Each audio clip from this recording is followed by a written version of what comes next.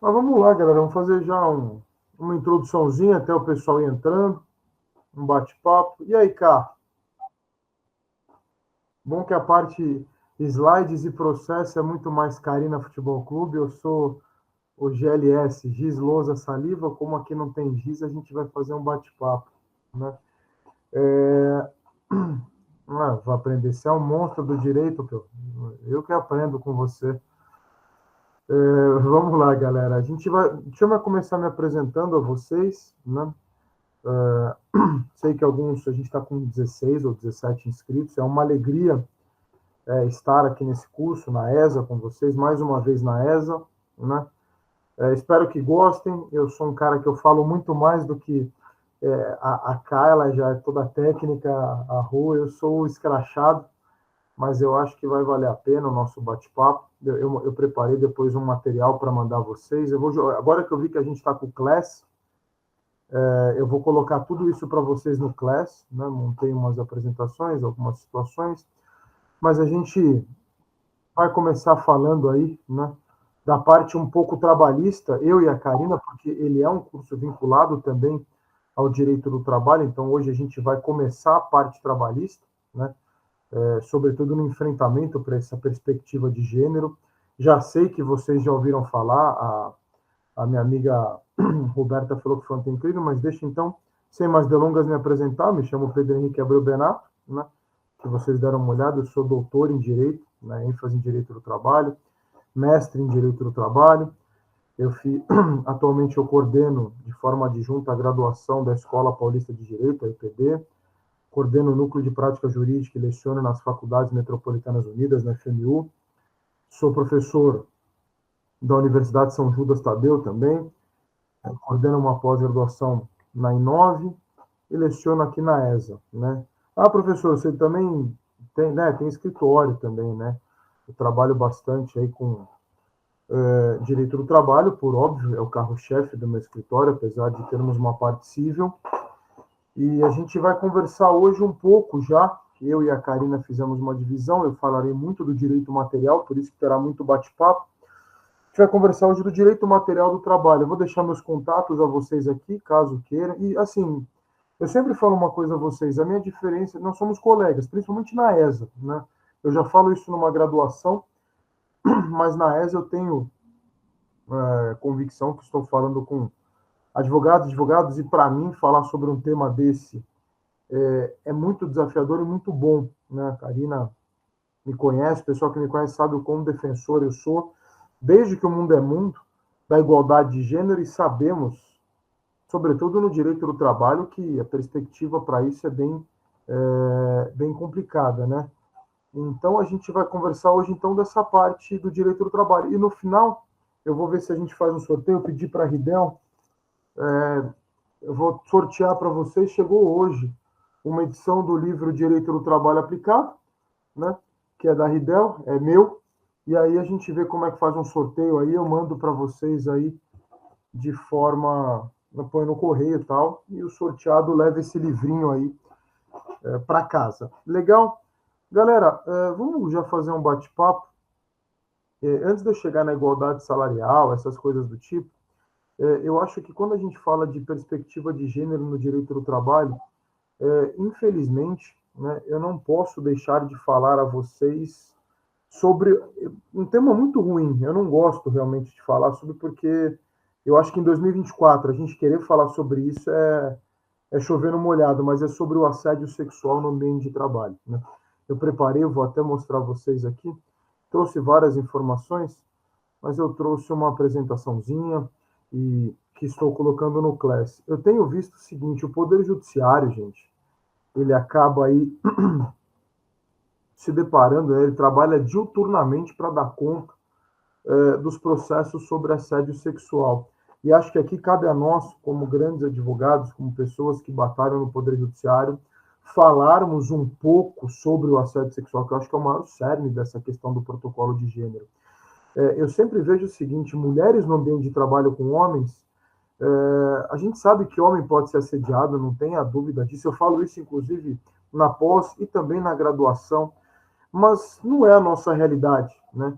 Quando eu falo em assédio sexual, você fala, pô, Pedro, mas isso é um crime. Ele é um crime do direito do trabalho. Esse é o primeiro ponto que eu quero discutir com vocês hoje. Estamos falando de um crime exclusivamente ocorrido dentro do ambiente de trabalho, penalizado aí, né, pelo artigo 216A do Código Penal, né? Então, antes da gente chegar nele, eu trouxe algumas informações que são muito horripilantes, que vão ser colocadas também no CLES, sobre os dados que eu peguei na Fundação Getúlio Vargas, pessoal. O que eu vi na FGV? Que dos 100% dos casos que o Poder Judiciário, e aí eu abranjo todos os TRTs do Brasil, 99,4% é de assédio sexual envolvendo o masculino contra o feminino. Então, aqui já traz algo alarmante. Logicamente, a professora Roberta, ontem, ela passou a vocês aí a questão do protocolo, da perspectiva aí, de gênero como uma resposta, e hoje é importante que vocês saibam, vocês já viram também a questão do protocolo, ele é obrigatório. O Poder Judiciário, hoje, ele deve se debruçar sobre o protocolo. Era uma orientação, atualmente não é mais uma orientação. Mas eu sempre falo o seguinte, por que eu sempre falo que mulher acaba sofrendo mesmo, né? Nós passamos por uma pandemia, eu sempre brinco com isso, né? Vem a pandemia e aí o número de ações que são discutidos, o assédio sexual, ele cai. Entretanto, a violência doméstica dispara. Agora, pessoal, que o número de violência doméstica em tese caiu um pouco, o número de ações que envolvem o assédio sexual, ele disparou no direito do trabalho. E aí aqui a gente vai ter que entender mais ou menos o que é isso, né? Eu sempre falo que o Código Penal, o que a gente pode alegar, né? O 216A do Código Penal, eu sempre já coloco aqui, está na apresentação que eu vou mandar a vocês, mas o 216A do Código Penal, ele já trata aí, ele criminaliza e penaliza o assédio sexual. E aí não será surpresa se vocês, advogados, já tenham recebido clientes no escritório de vocês, que eu já sei que aqui nós estamos compostos de advogados, de mulheres que se envolveram no assédio sexual, né? Elas foram vítimas de um assédio sexual. O que eu sempre oriento nesse primeiro ponto, e a gente vai conversar sobre casos concretos. A mulher ela tem 2, 3, 4, 5 saídas, mas é fácil, né? Eu não sei, eu não sou mulher, eu não sei realmente o que vocês sofrem. Eu tento me pôr no lugar, no meu escritório tem algumas mulheres como advogadas, eu tenho a felicidade de ser liderado em faculdades por algumas mulheres, mas a pergunta que eu faço a vocês é a seguinte: o que uma pessoa que lhe procura com assédio sexual, quais são as opiniões, quais são as situações que vocês, advogados, podem oferecer a essa pessoa, né? Eu sempre falo o seguinte: a primeira você já fala, olha, na CLT, graças a Deus a CLT não, ela nem legislou sobre o assédio sexual. Você fala, Pedro, por que graças a Deus? Porque com o que ela fez na reforma trabalhista, me desculpe, eu teria medo do que a gente poderia encarar num assédio sexual, porque o dano extrapatrimonial do 223 foi uma piada, né? Então, eu sempre falo para cliente o seguinte: primeiro ponto, você pode ajuizar uma rescisão indireta de contrato de trabalho, que é aquele caso que vocês já sabem que pode dar uma rescisão do contrato e a pessoa receber todas as verbas trabalhistas. Mas aí eu pergunto a vocês, e o crime? Senhores, o meu primeiro ponto aqui é a questão do crime. A gente está falando de um crime de menor potencial ofensivo, né? Na verdade, pelo Código Penal, a pessoa que comete o crime, ela pode ser detida de 1 a 2 anos. Eu não sou especialista em direito penal, confesso a vocês, mas sei que de 1 a 2 anos o regime é aberto. Ou seja, vai ser algo que talvez não surja o efeito de fato que vocês, que nós pretendemos.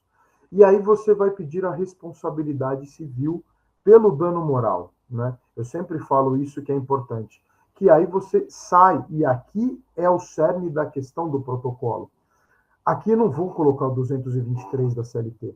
Aqui a própria jurisprudência vem entendendo que eu posso pedir a responsabilidade pelo artigo 5º, inciso 5 e 10 da Constituição Federal, mas 186 e 927 do Código Civil. Sabe por quê? Porque eu não vou limitar a questão do dano moral. É importante vocês saberem isso. E aqui eu trouxe dados do CNJ, atualizadíssimos. Deixa eu fazer um compartilhamento rápido a vocês. Na janela, aqui, deem uma olhada, porque que eu gosto de falar tanto do assédio, né? Espelho infinito, não mostrar essa atenção. A gente tem a questão do combate, mas olhem isso. Nós estamos falando que em 3 anos, 400 mil casos foram julgados sobre assédio moral e sexual. Né? A gente está falando de um crescimento. Olha o crescimento do. Porque o que me traz a vertente do protocolo de gênero é a questão do crescimento do assédio sexual. Quase 50%. Dano moral, assédio moral 5%. Né? Então a gente teve aí, olha quantas ações de assédio sexual, o volume é assediador, é assustador, que é um monitor do trabalho decente. Né? E aqui a gente já sabe mais ou menos que o assédio sexual ajuizado por mulheres, né? E aí a gente fala que os números refletem uma maior conscientização. Vou voltar aqui a vocês, deixa eu interromper para eu voltar a ficar com a minha cara gigantesca aqui para vocês. Então, o que eu quero que vocês entendam? Como é que a gente vai batalhar hoje com o protocolo de gênero para o assédio sexual? A primeira coisa que eu sempre falo é a identificação do comportamento do assediador. Né? Aqui eu trago uns estudos, e vou colocar também no Class a vocês, de psicologia, né? Que são gestos, a gente sabe que são gestos acompanhados de linguagem sexista, exibição de fotos, texto com materiais, informações das vítimas que o assediante detém, ameaça de revelação de segredos, toques, apertos, esbarrões, telefonemas no trabalho. Existem várias situações. Né? Eu sempre falo que para o direito, o cara, eu vou citar como se fosse um homem, né? O assediador, ele quer o quê? Ele tem que deixar claro que o objetivo dele é praticar ato sexual em troca de manutenção no emprego, promoção, aumento e outros benefícios. E agora, a vocês, eu quero contar um caso que eu participei de forma veemente e real no direito do trabalho. Por muitos anos, eu fui coordenador jurídico, né, de uma grande farmácia, uma rede de lojas de farmácia, que ela não é só de São Paulo, ela é Brasil afora. E para vocês verem, não estou falando nem na época do protocolo, né, de gênero, mas aqui vocês vão ver duas situações muito diferentes, e talvez vocês, mulheres, e vejo que temos aqui Heitor também, que como eu, provavelmente encabeça aí esse movimento contra o absurdo que a gente convive, eu quando assumo lá, pensem numa empresa com mais de 1.000 lojas, tá bem? E qual que é o problema que eu tinha aqui? A gente tinha uma política na empresa, na época, que a empresa com 100 anos de existência, ela não dava justa causa, ela tinha, parece que o empregado fazia, desculpem-me o vocabulário chulo, mas ele fazia a cagada, e a empresa, em vez de puni-lo de acordo com a CLT, ela acabava com o tempo dispensando-o sem justa causa, que era justamente o que ele queria. Né? E aí o meu chefe, à época, é alçado a gerente, ele me alça a coordenador, e ele fala, olha, Pedro, a gente precisa moralizar a empresa, porque não está dando. Né? A empresa está muito, assim, vários problemas, os colaborador, não que eu detesto essa palavra, os empregados, eles não respeitam o gerente, então, assim, ou a gente moraliza a empresa, ou não vai ter o que fazer. E eu me recordo que eu ainda falei para ele, eu falei, olha, doutor fulano de tal, que era um amigo já, certeza? Certeza. E você vai segurar a bronca? Vou. Primeira coisa que me chama atenção, e vocês vão ver a primeira forma de discriminação aqui, porque no direito do trabalho, não adianta eu falar a vocês que a mulher, ela tem o mesmo critério, que ela ganha a mesma coisa que o homem, nós sabemos que não. Ano passado houve uma lei, como se a gente já não tivesse o artigo 7º, inciso 30 da Constituição Federal, tivemos que ter uma lei do Executivo falando que mulher e homem devem ganhar a mesma coisa. Isso é um absurdo. Isso é uma coisa que deveria ser óbvia. Né? Mas, enfim, o que a gente começou? Eu chamei todos os gerentes de grupo de loja, que a gente chamava de GGL, pessoal. Pensei na seguinte situação. Todas as lojas, não é o gerente que manda. A gente tem essa falsa impressão que o gerente tem algum poder, o gerente da farmácia. Não. A empresa contava com 80 gerentes de grupos de loja. Tá bem? Só que pensem na seguinte situação. Dos 80, 79 homens. Uma mulher. Aqui já traz a vocês uma informação tenebrosa. Nós temos uma situação na qual há muito mais homens, na verdade, a maioria esmagadora, homens, uma moça apenas, e essas 80 pessoas, cada um cuidava de, sei lá, 60, 70 lojas. Então, a Jéssica, ela cuidava da Zona Sul de São Paulo, o Heitor cuida da Zona Leste, a Karina cuida de Minas Gerais, a Samanta cuida da Bahia, e por aí vai. Chamei todos os gerentes de grupos, porque eles estavam reclamando que não tinha muita efetividade o que o jurídico fazia antigamente. Eu falei, olha, a partir de agora, nós mudaremos a postura, e confesso a vocês, não pensem que eu achava que estava certo, mas enfim, falei, olha, nós iremos agora trazer umas punições maiores. O cara fez alguma cagada que vocês entendam que cabe justa causa, vocês me avisem que nós vamos efetivar a justa causa. E assim começamos. Foi um mar de justa causa, só que algo me chama a atenção e a gente vai falar justamente sobre o assédio sexual. Para a infelicidade de um desses gerentes, o nosso jurídico, galera, ele ficava em um prédio, né, no centro de São Paulo, e a loja matriz no térreo desse prédio. Então, imaginem que eu fico, sei lá, no quinto andar, tá bem? E no térreo tem uma loja dessa farmácia. Um belo dia, eu me recordo que era uma quarta-feira, o gerente responsável, o gerentão de grupo de lojas responsável por essa loja, a gente já estava nessa época de justa causa, e eu estava diminuindo, porque o seu trabalho fica, né, incomodado, aquela coisa absurda, e lógico, com razão. Ele me procura e fala, Pedrão, precisa dar justa causa na fulana. Aí eu falei, por quê? Porque antigamente a gente não perguntava muito, estava dando justa causa e discutia na trabalhista. Então, não, porque ela é uma insubordinada e ela não obedece, ela é bem complicada, ela atrasa muito, às vezes falta. Falei, então faz o seguinte, fulano, deixa aqui os dados dela, eu vou analisar e amanhã, no mais tardar, a justa causa está pronta. Porque eu tinha uma reunião, algo assim, sabe aquela coisa que parece que foi Deus que coloca, né? Fui fazer algumas coisas no final de tarde, assim, da quarta-feira, eu peguei os documentos da mulher. E nós, como coordenador jurídico, eu tinha acesso a todo o sistema da empresa. E aí eu olhei e falei, nossa, deixa eu olhar aqui as faltas e atrasos dela. Gente, quantas faltas essa mulher tinha? Nenhuma. Quantos atrasos essa mulher tinha? Nunca atrasou. Estou falando de uma pessoa que trabalhava 4 anos numa loja. Era a farma responsável, não tinha atraso, não tinha falta, o que nos liga o sinal de alerta totalmente. Fala, ué, a história não está batendo. E, para a infelicidade do sujeito, ela trabalhava bem no térreo. Eu falei, poxa, vou descer para saber quem é. Como bom curioso que sou. Né? Eu acho que todos nós, eu sempre falo que o advogado tem um QI de fofoca e curiosidade. Né? Eu sou um cara que adora essa parte. E eu me recordo que desci no térreo, bom, óbvio, né?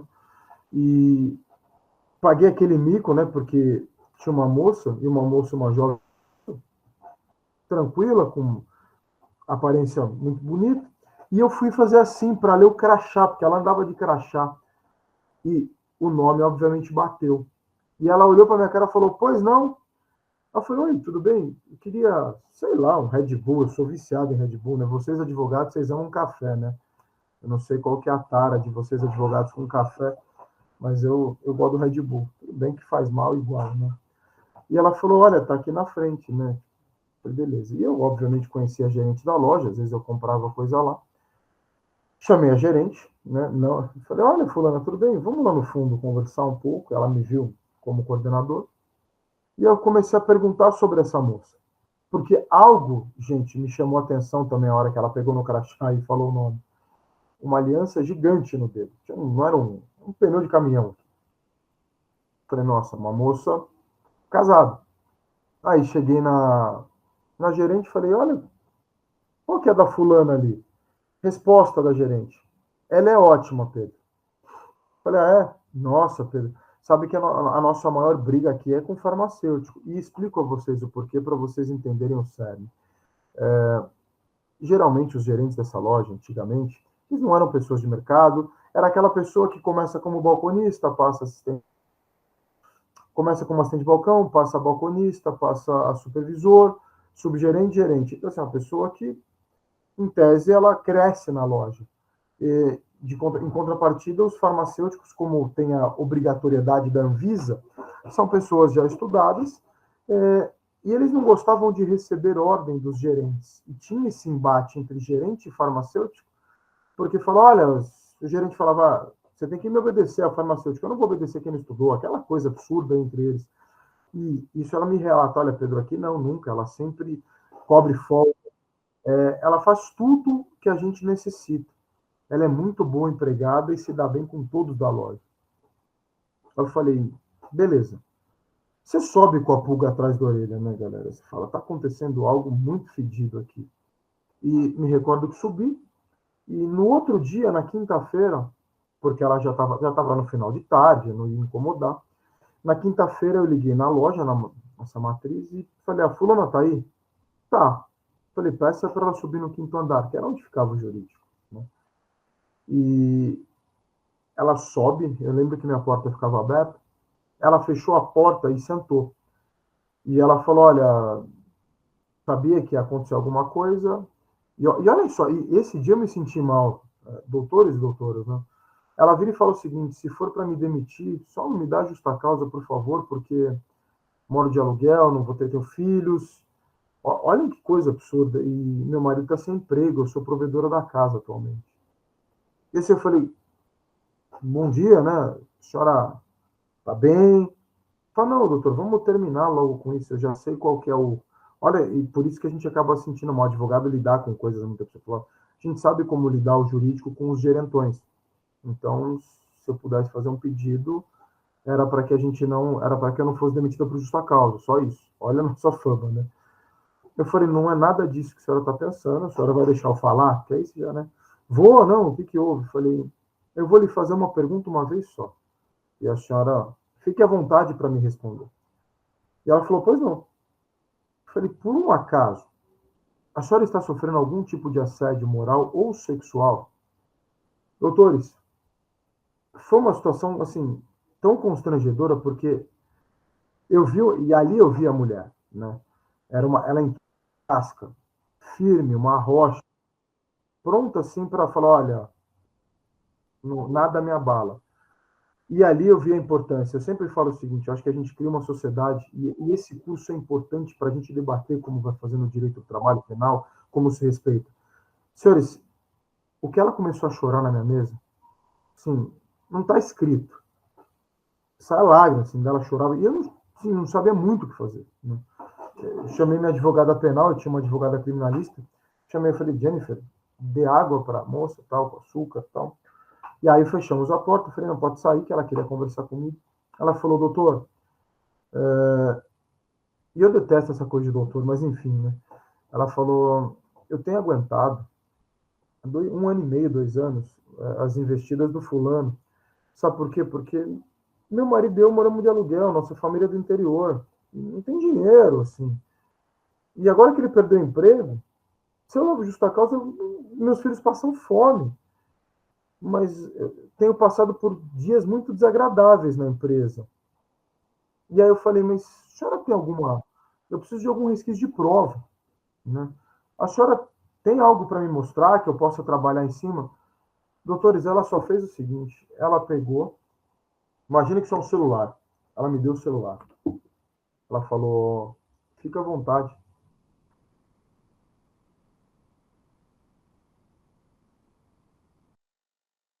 Que era esse cara. E assim, o que vi, doutores, foi algo que me assustou.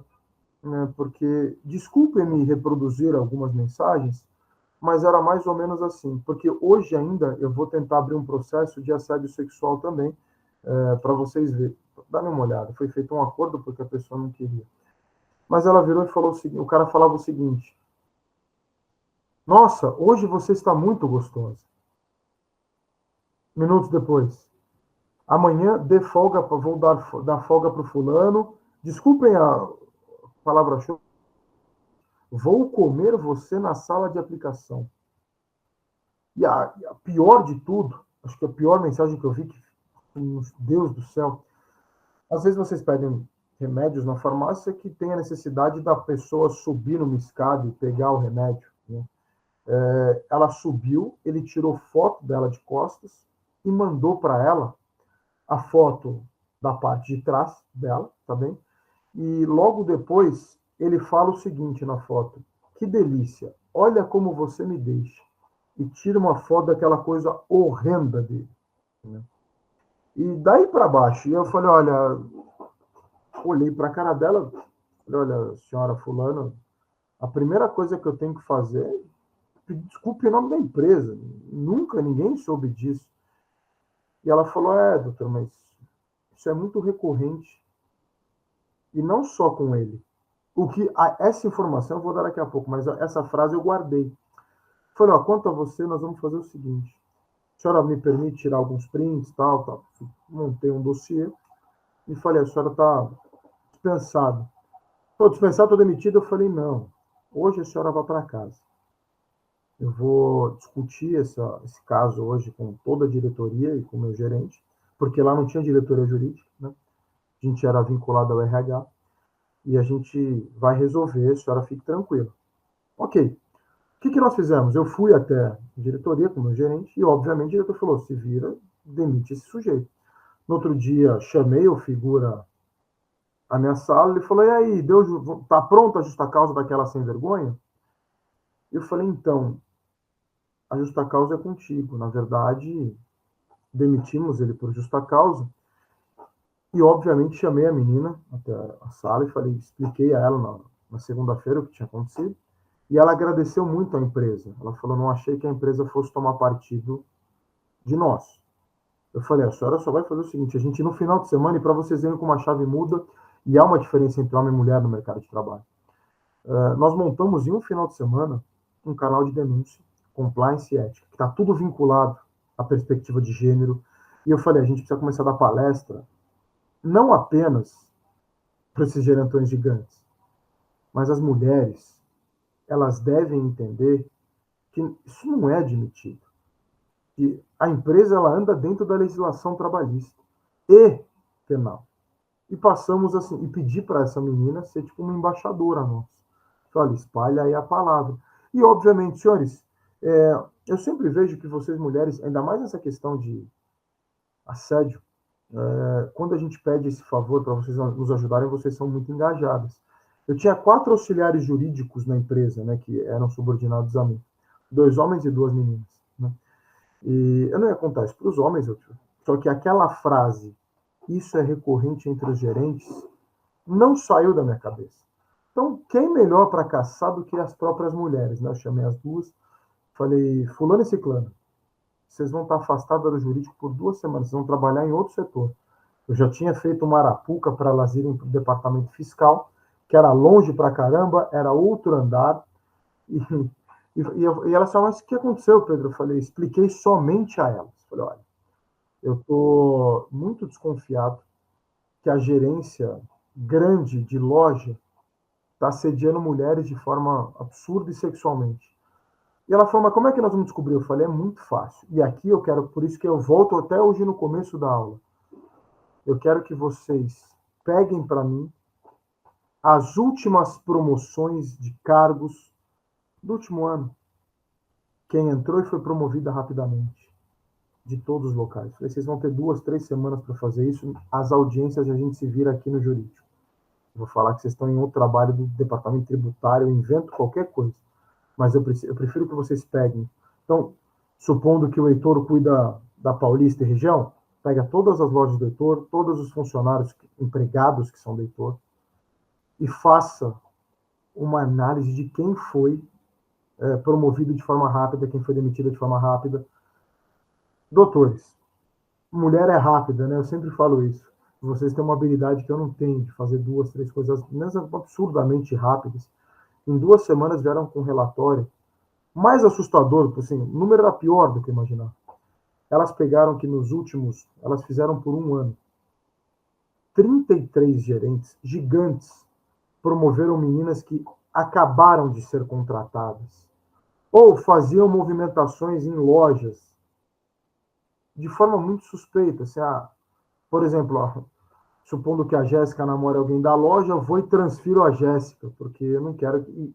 Os horários da Jéssica nunca vai bater com o do namorado dela. Então, assim, elas fizeram até isso para mim.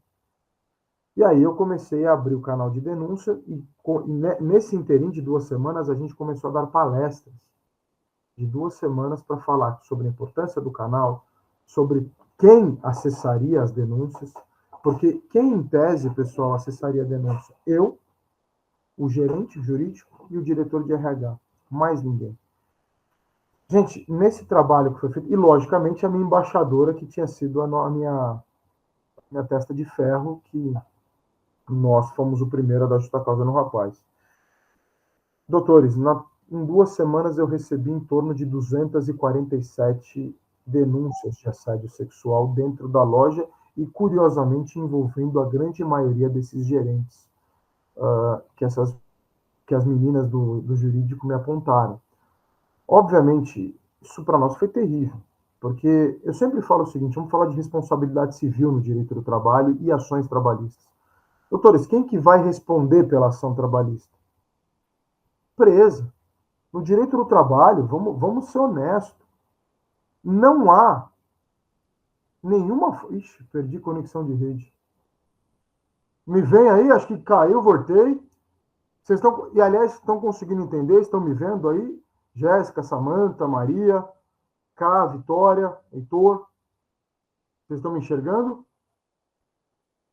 Sim, Ah, normal, professor. beleza, mas porque a tecnologia é um negócio que ela vem e nos derruba. E tá ligado? Vocês estão conseguindo entender? Porque eu montei, depois eu vou jogar toda a apresentação para vocês.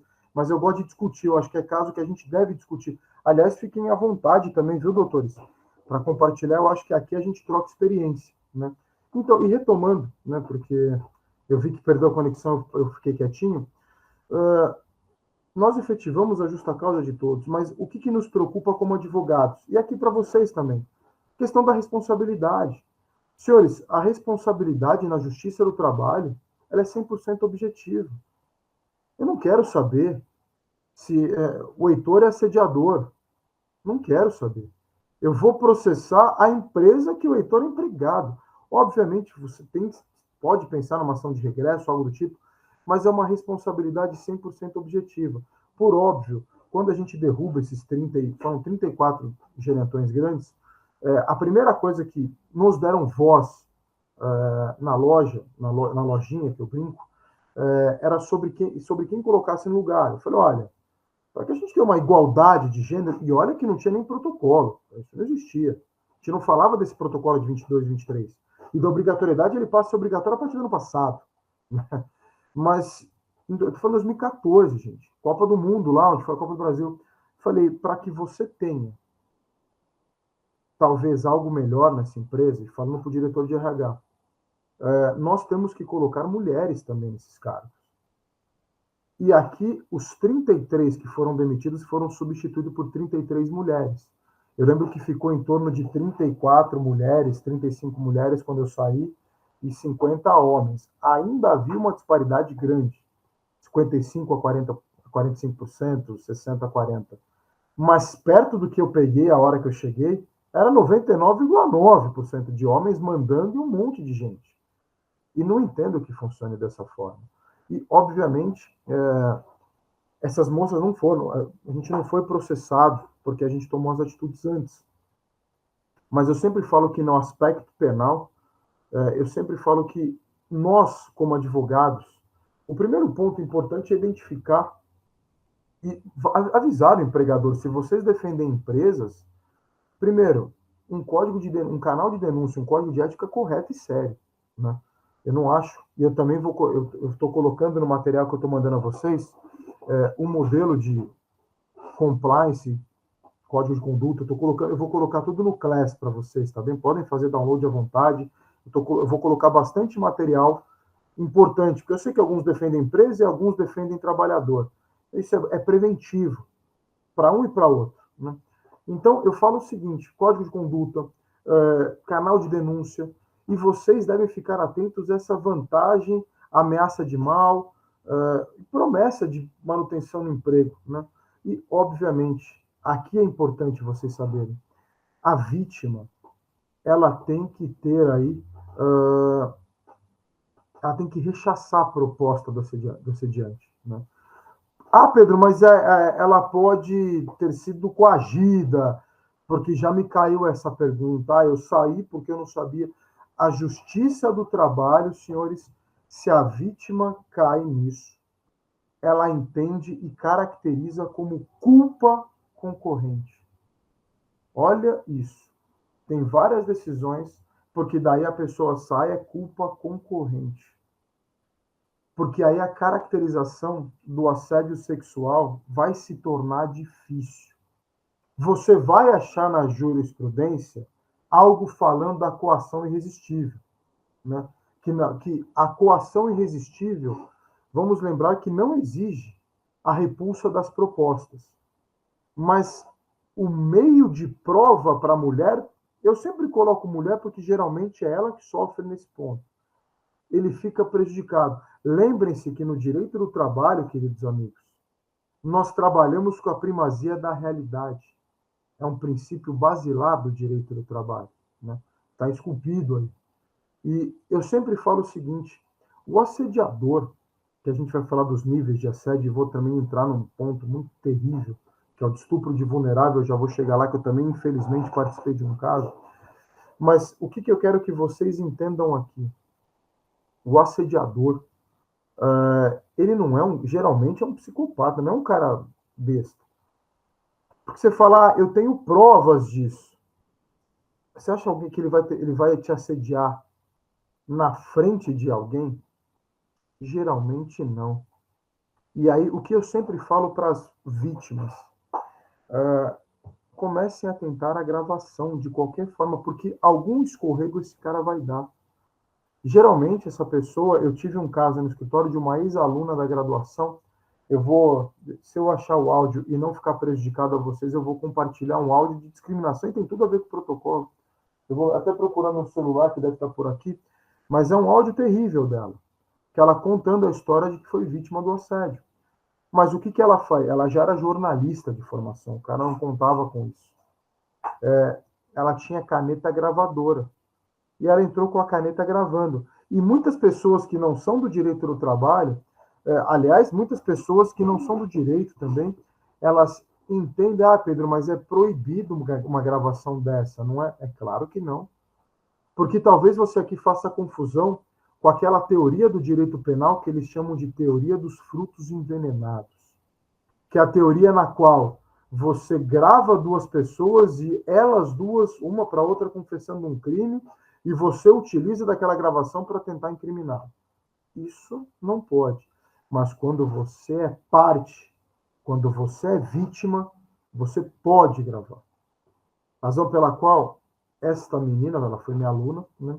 Ela gravou o assédio. É que, assim, obviamente eu não vou colocar o áudio dele com ela, primeiro porque é 1h15 de áudio. Mas o áudio dela para mim são 2 minutos e meio, 2 minutos, no qual ela fala para mim, olha, Pedro, é muito ruim, o cara tentou de várias formas me assediar, e detalhe que ele já falava de um habeas corpus. Ela é tão educada que ela fala, não tinha, sei lá, condená-los a fazer um curso de educação básica. Pelo amor de Deus, gente. Esse cara tem que ser condenado, né? E, obviamente, ajuizamos a reclamatória com as provas e ela ganhou, graças a Deus. O assédio sexual, ele não é tabelado igual o dano moral, e só de assédio a Justiça do Trabalho condenou a empresa, que ele era um dos proprietários, ao pagamento de 119 mil e alguns quebradinhos. Eu não sei de onde eles tiraram esse valor, mas era um dano gravíssimo. E ela ficou satisfeita. Mas aqui é outra coisa. O quão vale a saúde mental e sexual da mulher a ponto de receber, talvez, a pecúnia? Às vezes a pessoa está mentalmente destruída. E é aqui que eu vou chegar a vocês. Porque às vezes não dá tempo de agir. Temos casos e casos. Eu tentei pegar outro aqui para vocês, muito bacaninha, bacaninha sim, né? Triste para um caramba, que é de uma estagiária que ela foi assediada, né? E ela acabou se matando. E aí eu pergunto a vocês, até quando vale isso? O que acontece? E aqui eu sempre falo, e eu reitero isso para todos os escritórios que acabam procurando o meu para saber alguma coisa, assim, que não são trabalhistas. Quando eu fiz estágio, né, qual que era o sonho da vida do estagiário? Né? Eu sempre brinco, é sacanagem, é besteira, é festa, balada. E eu trabalhei 8 anos no mesmo escritório. Né? Eu entrei no escritório trabalhista no primeiro semestre de faculdade, e eu saí de lá como advogado já para a empresa. Então, assim, eu saio de lá para ir para a empresa, fico alguns anos na empresa, aí monto o meu e já estava lecionando há alguns anos, não, algum tempo. Hoje eu tenho 10 anos lecionando, então já estava lecionando há 1 ano e meio. Mas quando eu entro no escritório, galera, o meu sonho era as festas, né? Porque, assim, você ia na Justiça do Trabalho, não sei quem de vocês é militante da trabalhista, mas se são advogados, provavelmente alguns mais novos, mas alguns anos atrás no trabalhista era tudo físico, né? Então o estagiário vivia no fórum, né? Vivia no fórum. E a gente acabava escutando sobre festa dos escritórios A, B, C, D. E eu super animado, eu falei, pô, vai ter festa do escritório e tal. Sabe como é que o doutor José, que era o dono do escritório, fazia a festa dele? Eu nunca esqueço. Tem o dia da Justiça do Trabalho lá, né? Uma segunda-feira eles inventam lá, dia 9 de dezembro, eles vão fazendo para daí ou cair na sexta ou na segunda. Aí vinha o convitinho da festa. Prezados empregados, advogados, para lá. Amanhã é a nossa festa. Né? Vai ser, você pode vir para o escritório, o ônibus te leva, ou ir diretamente com o seu veículo e de lá você pode ir embora. A festa começa às 10 horas da manhã. Eu falo, meu Deus, era num buffet chamado Planet Kids, todo ano. Começava às 10 e acabava às 4. Eu ficava doido, pô, todo mundo não puto. Os outros escritórios tendo, sei lá, buffet, balada, eu no Planet Kids, vendo, sei lá, a Peppa. Ok, comia bem. Mas o que eu quero, depois com os anos, o que eu entendi do doutor José? Quantos casos de assédio o escritório foi acusado? Nunca. E geralmente, sobretudo em grandes escritórios, o que nós escutamos de festas de final de ano é algo tenebroso. E aí eu entro nesse cerne muito complicado. Eu vi um caso, está em segredo de justiça, então não citarei as partes envolvidas, mas eu acabei auxiliando um pouco a família. Uma estagiária aqui de São Paulo, ela foi na festa do escritório, que foi numa balada, os caras fecharam uma balada gigantesca, show, etc. E ela volta da festa e a mãe dela já falou que ela não era a mesma.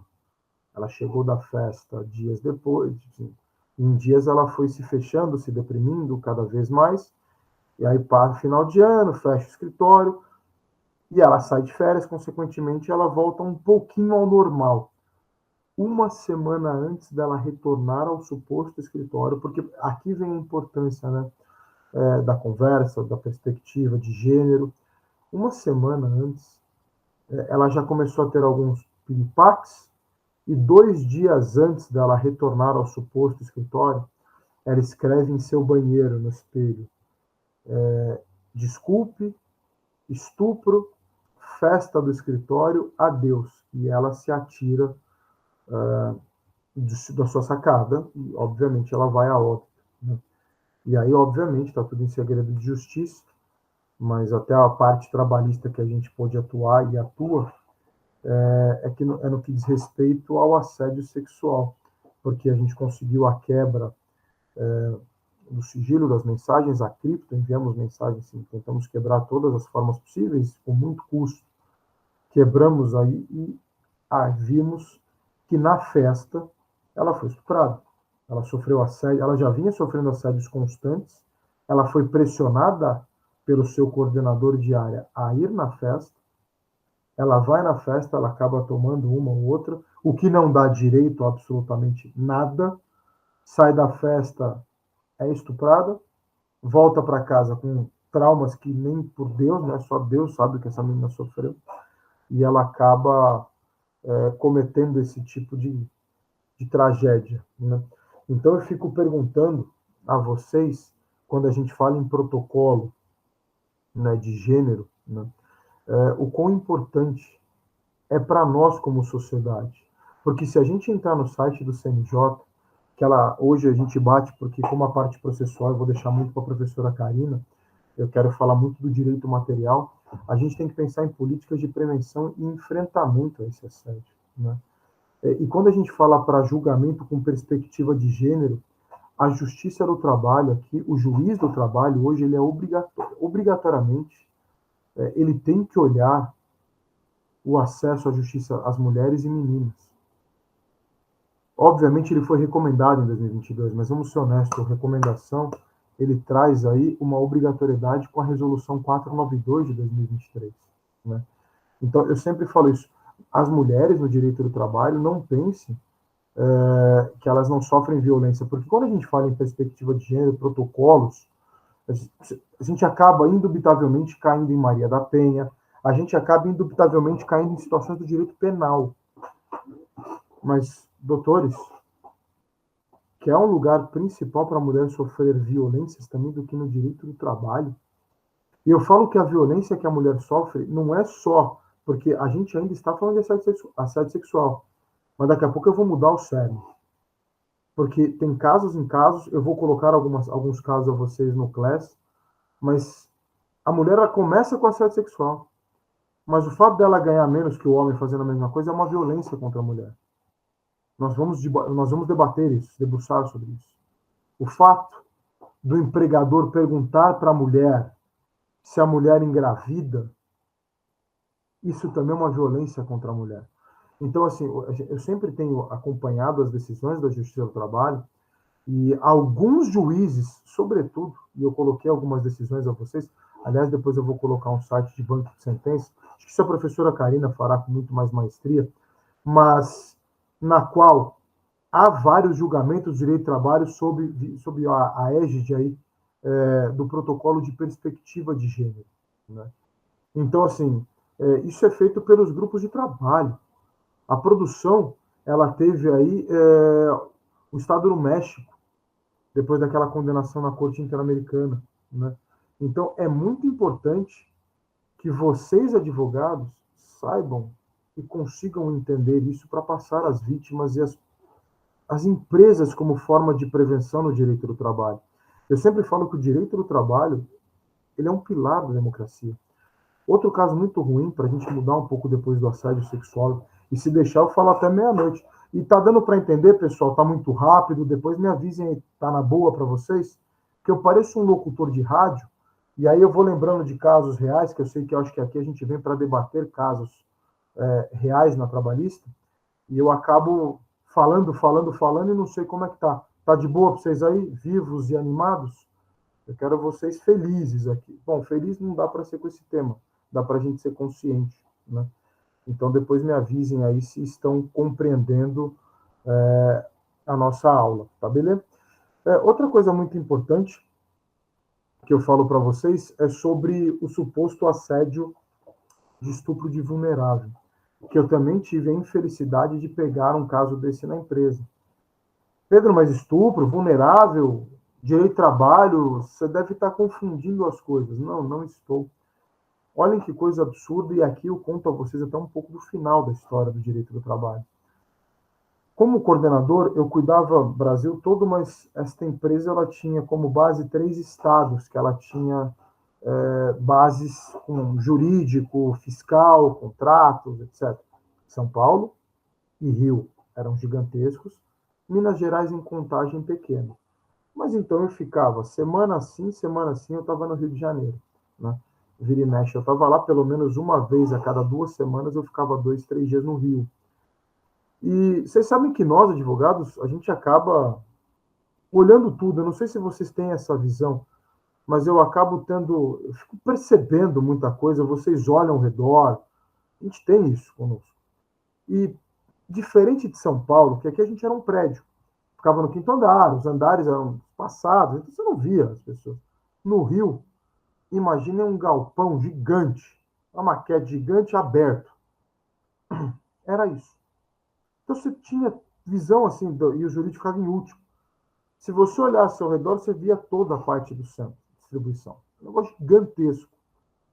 E eu fui para o Rio, e eu confesso a vocês que eu não ia muito com a cara de um sujeito, aliás, tinha um cargo muito mais alto que o meu, também. Ele era logo abaixo da diretoria, ele era o cara que a gente chamava de controle, né, o controlador, e ele mandava e desmandava em tudo, tinha um salário vultuoso, e aí tudo bem, problema nosso. Só que o que me chamou a atenção naquele dia do Rio de Janeiro? Eu comecei a reparar que tinha uma jovem aprendiz, e eu vou usar a palavra menor aprendiz. Eu sei, nós sabemos que o jovem aprendiz é maior de 14 até 24 anos, só que nesse caso eu estou falando de uma jovem de 14 anos e meio mesmo, uma menor de 14 anos, menor de 15 anos. Né? Ela tinha quase 15 anos de idade, e era uma criança, gente.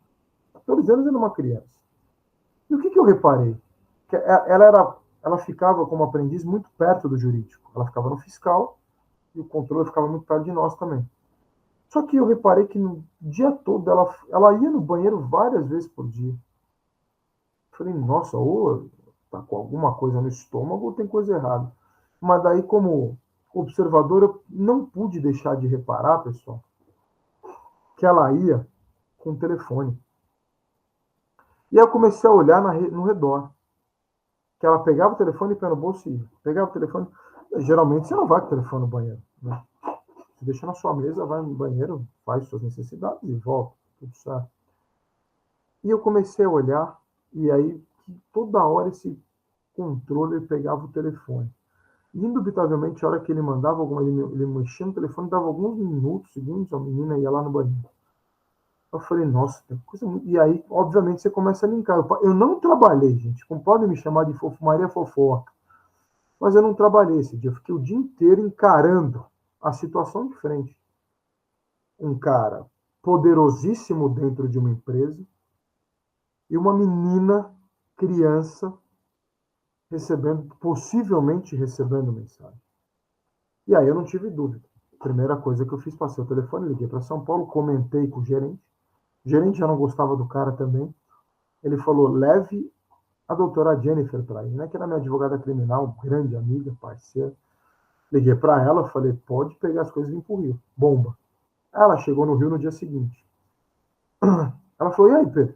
Você vai fazer o seguinte, você vai fazer amizade com aquela menininha, vai pegar a confiança dela, porque nós estamos trabalhando com uma criança. Olha a importância de um jurídico. Eu sempre falo isso, o jurídico, eu acho que ele é primordial. Né? Meu pai brincava que meu pai não é advogado, ele detesta. Ele fala que uma Kombi no fundo do mar sem advogado, com muito advogado, é um mundo melhor. Mas a gente faz um mundo melhor aqui trabalhando para ele. Né? E o que eu me recordo bem, doutores? Falei, Jennifer, pegue a amizade dela, semana nós vamos ficar no Rio. Leva pra almoçar, porque tá rolando algo, e eu não vou chegar nela, um homem, e abordá-la. Vou deixar comigo. Ela, no primeiro dia, foi chegando perto, ensinando, falando do direito penal, e eu não sei por que raio, vocês advogados sabem disso, no começo, sei lá, da vida, ainda mais para quem pensa, ela já falava que queria fazer direito e tal, que ela queria um mundo melhor e mais justo, a menininha, uma graça. Ela falava que direito penal encanta, né? E a Jennifer começou a mostrar para ela intimação, não sei o que, não sei o que lá. Foram almoçar no shopping ali, não sei o que.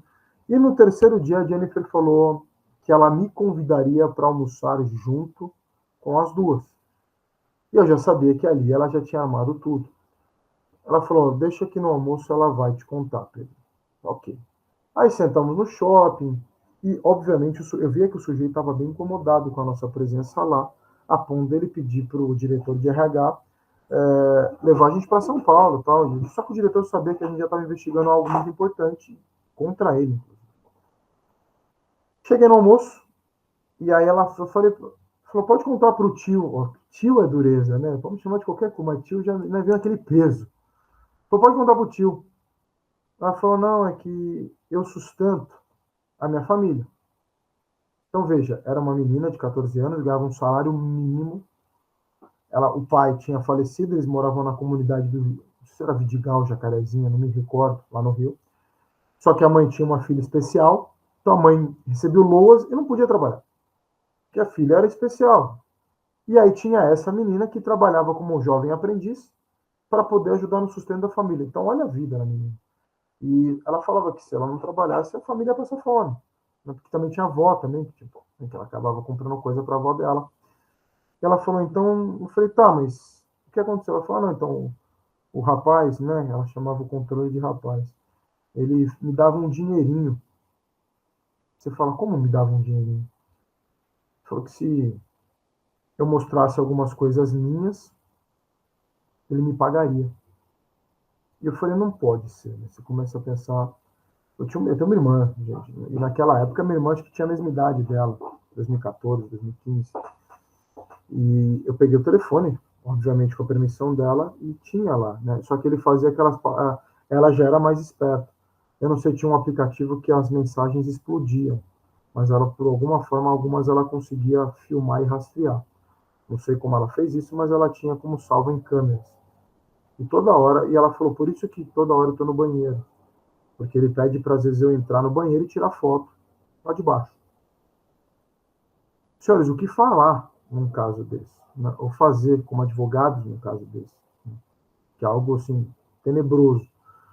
Eu nunca me esqueço, eu sou um cara, não sei vocês, mas eu sou um cara que eu sou atrasado para um monte de coisa. Mas eu lembro que nesse dia, no dia subsequente, obviamente fiz reunião com o meu gerente, até altas horas, conversamos com a diretoria e a diretoria falou, deixou a justa causa pronta. Falando, um cara ganhava 46 mil reais por mês. Nós não ganhávamos nada disso. E no dia seguinte eu sentei na mesa dele às 8 horas da manhã, eu sabia que ele chegava às 9. E falei, vou trabalhar daqui bem insolente, né? Às 9 ele chega e é naquele tratamento bem bacana comigo. O que você está fazendo na minha mesa? E, obviamente, eu já fui para cima dele. A minha vontade, senhores, era óbvio, a gente sabe que no direito você não pode fazer justiça com as próprias mãos. Mas era a minha vontade, eu confesso a vocês. Mas não podia, nem fiz. Mas demos a justa causa nele. Ele ficou totalmente. Assim, ele não sabia o que fazer. A realidade é que para ele foi um choque absurdo. E com a justa causa, obviamente, a minha assistente, a Jennifer, que é minha advogada criminalista, ela acabou fazendo todo o boletim de ocorrência. E para quem é advogado da área penal, sabe que isso, com 14 anos de idade, ainda mais com esse poder que ele tinha sobre a menina, ele foi indiciado por estupro, tentativa de estupro de vulnerável, né? E, obviamente, o que eu falei para ele deixa para lá, mas eu queria realmente que ele fosse preso. E é uma ação penal incondicionada, independente de representação. O Ministério Público, né, do Rio acabou ajuizando essa ação contra ele, e a minha advogada foi assistente de acusação. Eu saí da empresa, mas eu sei que ele foi condenado a 9 anos em cadeia. Né? Então, assim, veja que nós estamos falando de um ano no qual a gente não tinha esse protocolo de perspectiva ainda de gênero. Mas a pergunta que eu faço a vocês é, desde sempre não temos isso? Precisava o CNJ disponibilizar um protocolo para julgamento? A Justiça do Trabalho, ela não poderia, já os juízes trabalhistas, eles não poderiam simplesmente julgar homens e mulheres de forma igual, porque eles falam, tem que ter igualdade. Que eu vou entrar em outros temas ainda que a gente tem que ter a égide do direito do trabalho e o trabalho da mulher ainda hoje. Mas pergunto a vocês, há igualdade entre homens e mulheres? Porque você quer me deixar doido e falar que não, nós somos iguais perante a lei.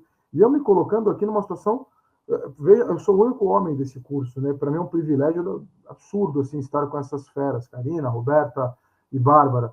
E com vocês, vejo que eu e você, Heitor, somos os únicos entre as mulheres. Isso é muito importante. E ter homens nesse curso me deixa muito feliz.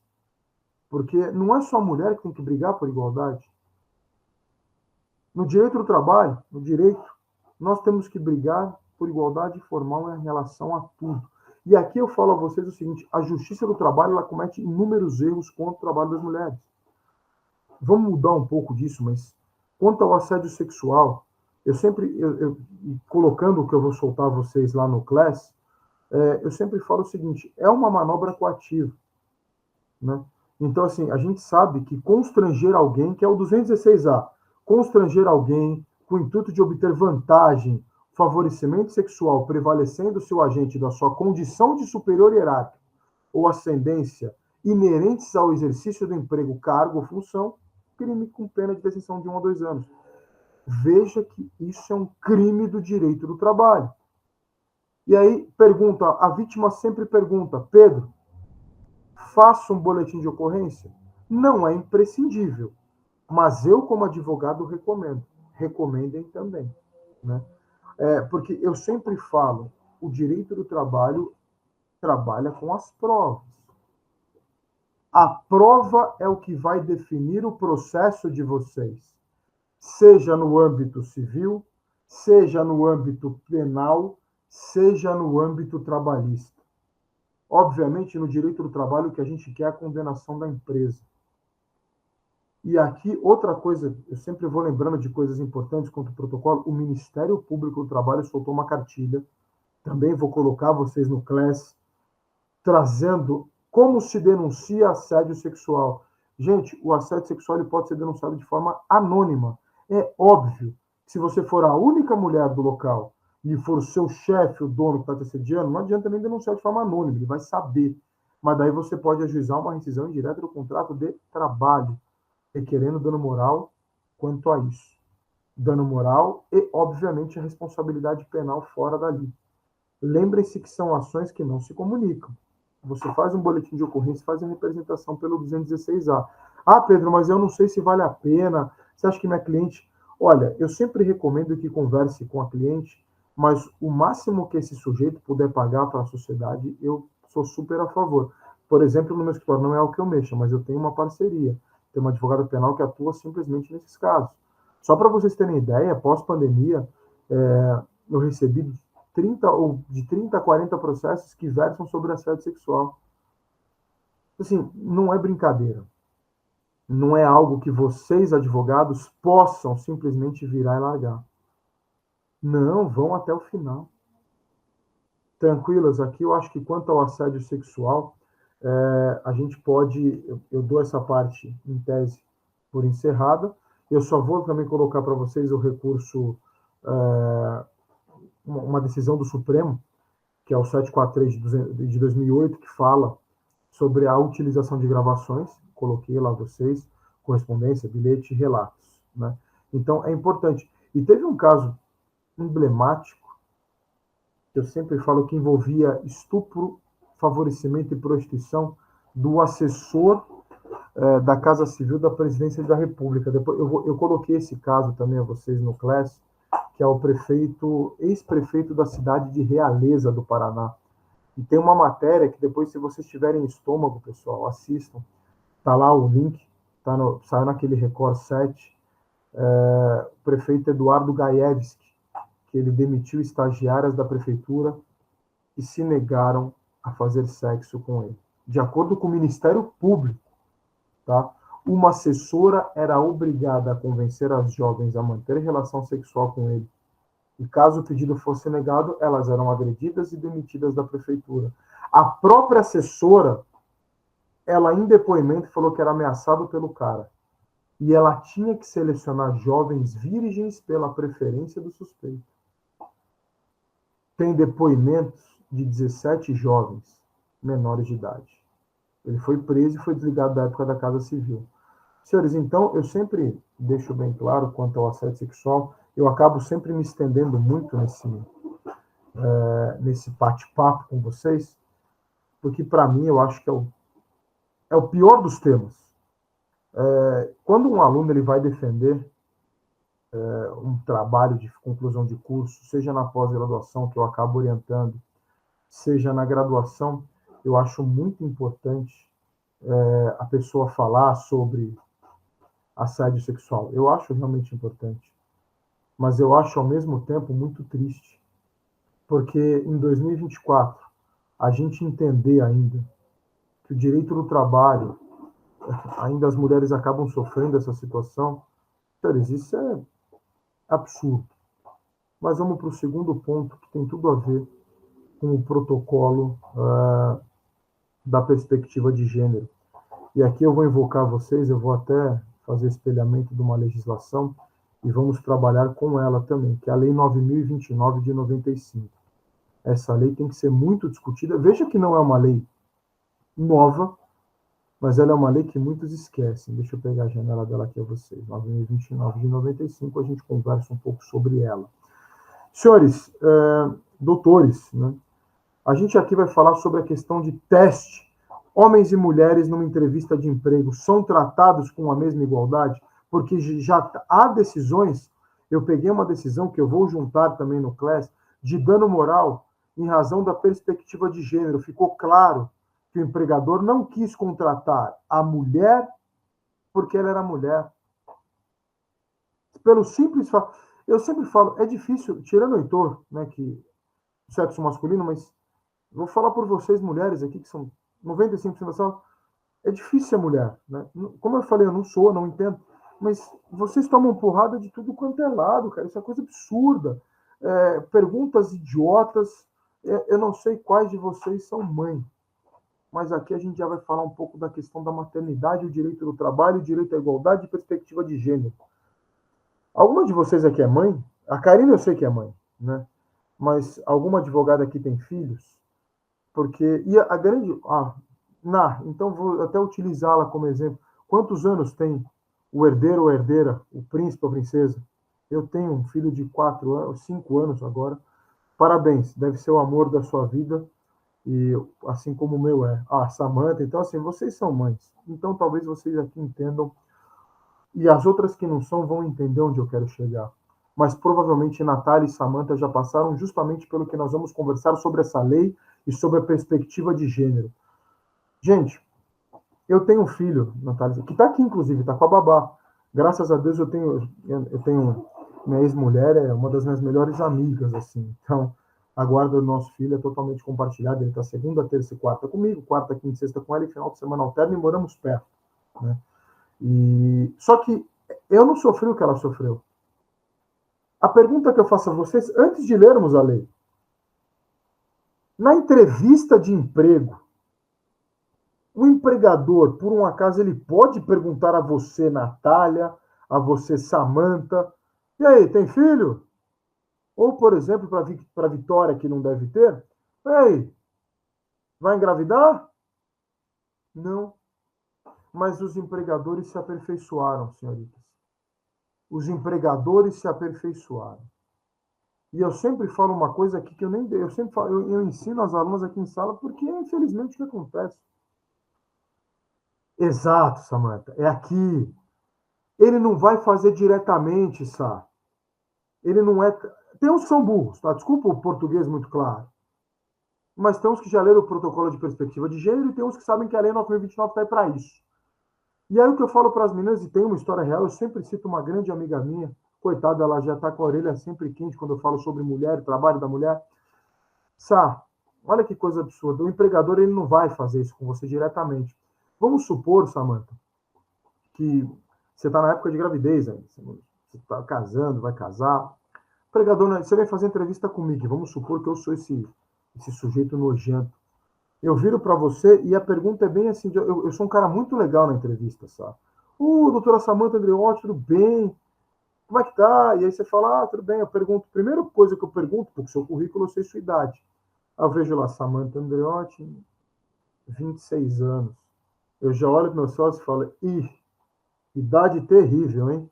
É uma idade aí que vai ter filho, vai ser um inferno. Mas vamos descobrir. Mas óbvio que eu não vou falar isso para você, Samantha. Eu perguntei aí, Samantha, qual que são suas perspectivas? Aí você fala, parará, parará, parará. E aí vem aquelas perguntas, eu vou falando sobre o escritório, sobre a empresa, e você vai se encantando. É o famoso encantador de serpentes. E ele vai entrando na mente das mulheres de uma forma menos invasiva para parecer uma pessoa bacana. E aí eu viro para a Samantha, pô, Samantha, vamos supor que a Samantha namorasse há 2 anos, é noiva. E aí, Samantha, namoro. Ela pensa em casar e ter filhos, ela fala, meu sonho. Eu falo, legal. E aí eu volto a falar do escritório, parará, parará, parará. E aí volto para a Samantha e falo o seguinte, Samantha, fica tranquila, o RH vai te ligar. E a Samantha vai embora feliz da vida.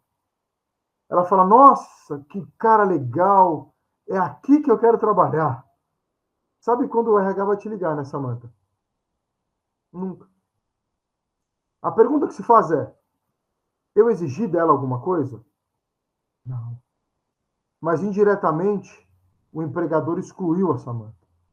Indiretamente, o empregador, ele pelo sexo masculino, ele fez diferenciação. Não. Eu, como pai, eu sempre falo isso a vocês. Meu filho, como eu já falei a vocês, ele fica comigo. em nenhum local que eu trabalhei, fizeram uma pergunta. E aí, Pedro, tem filho? Pensa em ter mais? Ninguém nunca me perguntou isso.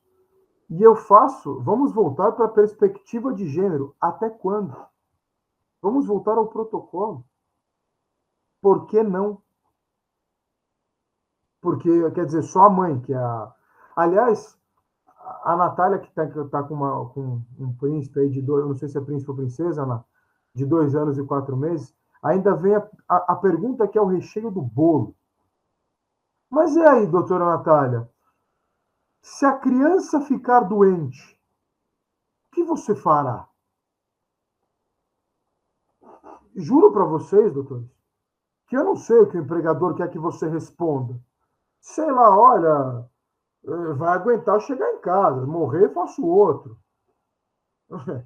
Porque o trabalho é mais importante. Eu não sei o que ele quer que você responda, Natália, honestamente.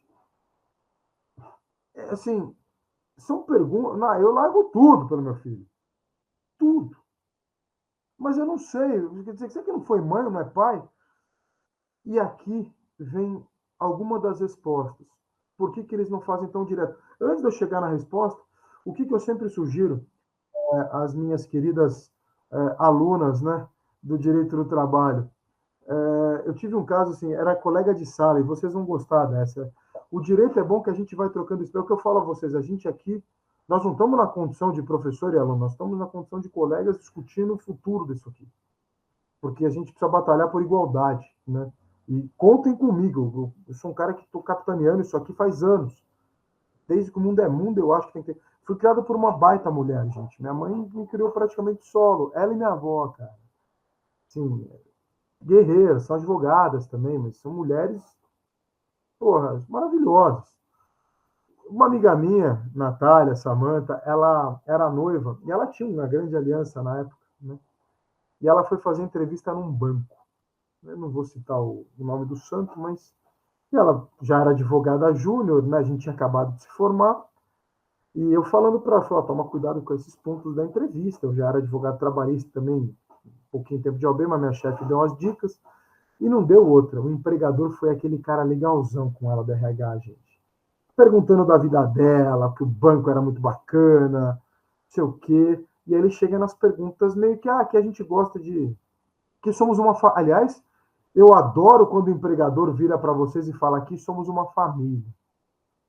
Então, mas vontade de responder, então, mas tem vários parentes que eu quero matar, cara. Então, né, família, uma pinóia. Mas chegaram nela essa pergunta e falou: olha, fulana, conta da sua vida e tal, você namora? Ela falou: eu sou noiva, né? Pô, tava com uma aliança na mão gigante, direita, esquerda, né? Pensa em casar, então, vou casar no final do ano. E a gente estava em março, mais ou menos, abril. Mas eu me recordo, assim, foi sensacional, porque ele falou: que coisa boa. E vocês pensam em ter filhos? Ela se ligou. Na hora, meninas, ela baixou a cabeça e falou: não posso. O cara falou: como não? Ela: cortei as trompas. Tive um problema de saúde e eu não posso ter filho. E assim, o que é sensacional é que ela foi contratada. Obviamente, falar: essa não vai dar problema, contrate. O que é mais sensacional ainda é que ela foi contratada, ela casa em novembro, em fevereiro do outro ano ela engravida. E assim, ela entregou lá o atestado, lá a informação que estava grávida e tal, beta-HCG, né, que é o exame. E uma semana depois o cara do RH chegou: nossa, com uma cara de espanto para ela, né? Nossa, Ana, eu até cito o nome, que é uma grande amiga minha. Você engravidou, né? Você não podia engravidar? Ela falou: então, milagre. Eu vou até para Aparecida agradecer. Nem eu sei como. Claro, ela foi demitida após, porque a gente vai falar um pouco disso, de toda a estabilidade. Ela falou: Pedro, eu fiquei 3, 4 anos no banco. Eles não iam nem me contratar. Com isso eu consegui me manter bem. Mas é algo absurdo. Porque, quer dizer, a lei vem para proteger ou espancar a mulher? Eu sempre falo isso, a perspectiva de gênero. E aí a gente tem. Aí eu sempre falo, eu acho importantíssimo o protocolo. Mas Será que a situação é tão ruim que a gente tem que colocar um protocolo para que o juiz se ponha no lugar da mulher? É isso mesmo? Será que ele não consegue entender que nós temos... E a Constituição Federal fala em tratar os desiguais com desigualdade, direito do trabalho mais do que tudo, pelo princípio da proteção. Nós temos o princípio da proteção para tratar os iguais com desigualdade, e na hora que nós temos essa situação, nós vamos simplesmente jogar? Falar que se lasca a mulher? Eu não entendo isso, realmente. Então, aqui a gente tem que entender o seguinte: o primeiro ponto que eu sempre falo, e já houve uma decisão do Tribunal de Minas, no qual o magistrado, tudo bem, o TST reverteu, mas ele trouxe a equiparação da licença maternidade com a paternidade e ele deixou o pai ficar. Ele falou que a obrigação, ele não, uma juíza, por óbvio, e a turma de desembargadores eram duas mulheres, dos três, né? E eles entenderam que a mulher e o homem teriam que ter o mesmo tempo de licença, porque o filho era de responsabilidade de ambos, o que eu sou totalmente favorável. E talvez a gente tenha que evoluir como sociedade para que isso aconteça, tal qual na Alemanha, o direito alemão, e aqui a gente talvez, na perspectiva de gênero, começasse a igualar homens e mulheres. Vou perguntar para a Natália, que está com uma criança pequena ainda. Ona, no começo, não é terrível? Porque assim, é a melhor coisa do mundo, mas às vezes você sozinho em casa, socorrendo da mãe, do pai, você só tá a mãe. Se é mãe de primeira viagem, meu Deus do céu, eu lembro que eu ficava de madrugada com meu filho, e assim, você não sabe o que acontece. Primeira viagem. Quer dizer, aí eu lembro que eu ia dar minhas aulas e voltava, e minha ex-mulher com aquela cara aqui, né? O olho, a olheira aqui, porque a gente fica muito preocupado, né? A criança depende exclusivamente da gente. Claro que o meu filho ainda depende de mim exclusivamente, mas ele vai ficando mais independente. A Samanta passou por essa fase toda. Então, assim, é crime, gente. Você vê que a gente acaba o direito do trabalho, ele acaba esbarrando no direito penal, não vai ter jeito, né?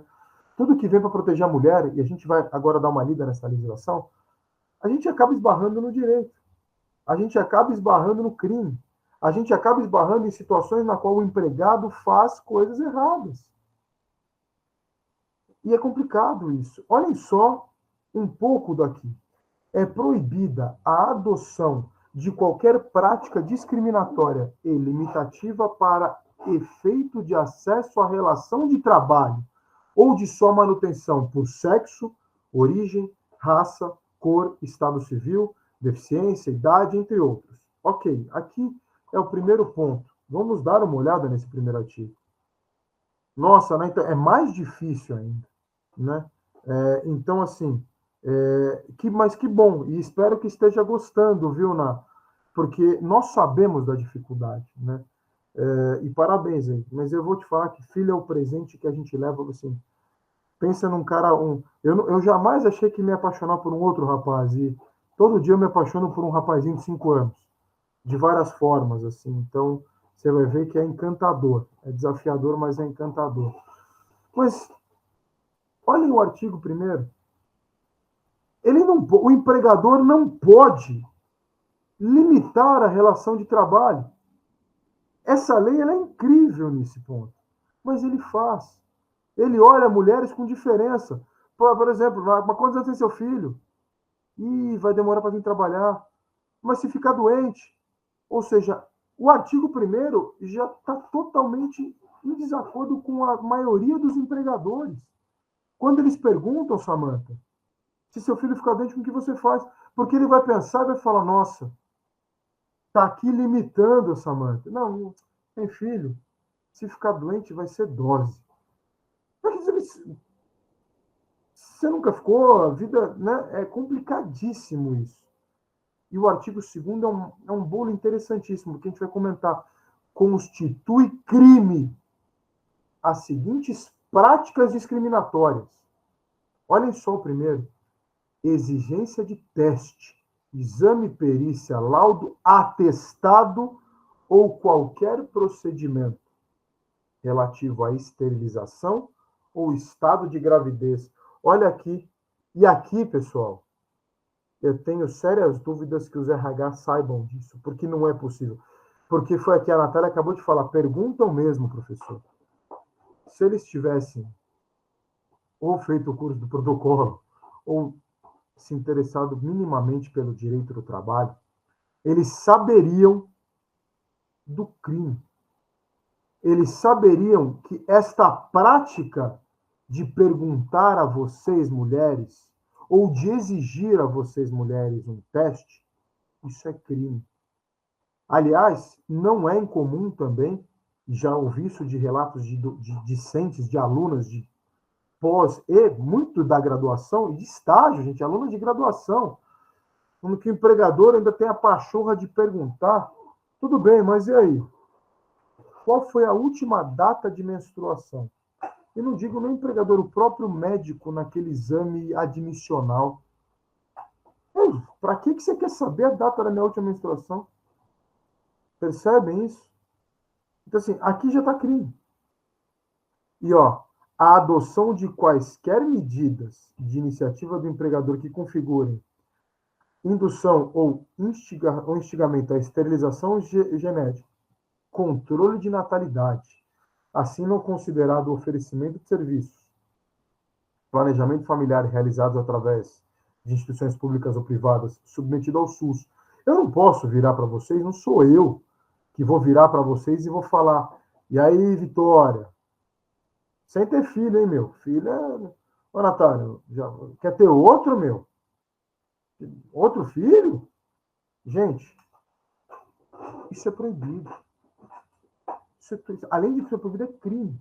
Tudo bem, a gente vai esbarrar aqui na mesma situação do que a gente viu há pouco, no artigo 216A do Código Penal, que ele traz a vocês aí a questão da detenção de 1 a 2 anos e multa. Gente, é algo totalmente mínimo. A pena é mínima, né?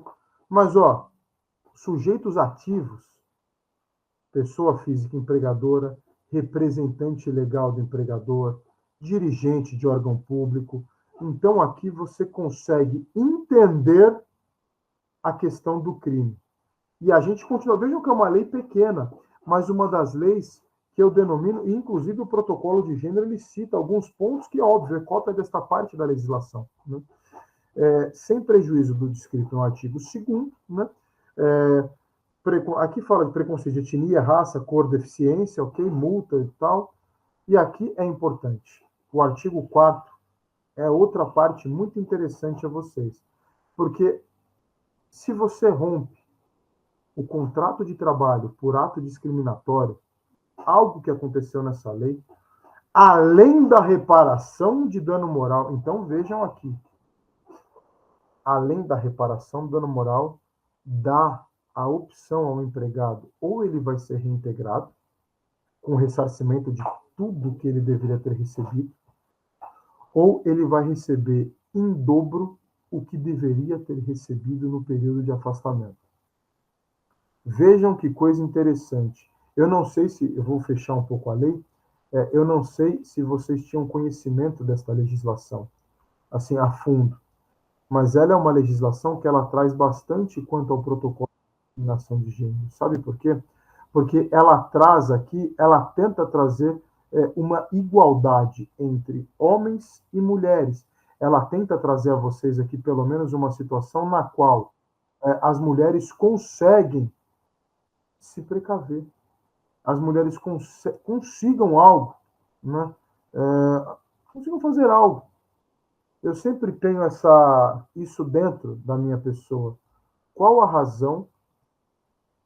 E a gente, para pensar como sociedade, do homem e da mulher não ter o mesmo tipo de pagamento. Qual a razão das perguntas relativas à gravidez irem só para as mulheres? Aqui a gente viola o protocolo de perspectiva de gênero, pessoal, todos os dias. Eu sempre falo isso. Depois também coloquei a vocês um banco de sentenças, eu vou até...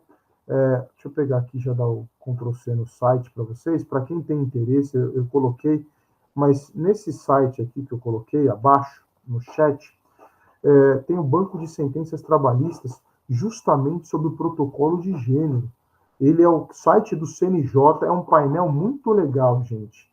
Ele traz aí todas as decisões que é um banco de sentenças e decisões com aplicação do protocolo para julgamento de perspectiva de gênero. Ali tem mais de 90 decisões trabalhistas. Logicamente, elas esbarram justamente no que estamos discutindo hoje. A questão da gravidez, a questão do assédio sexual e a questão do assédio moral. Né?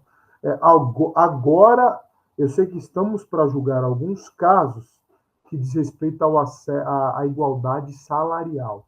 Ainda não temos esses julgamentos, nós já temos processos sobre isso.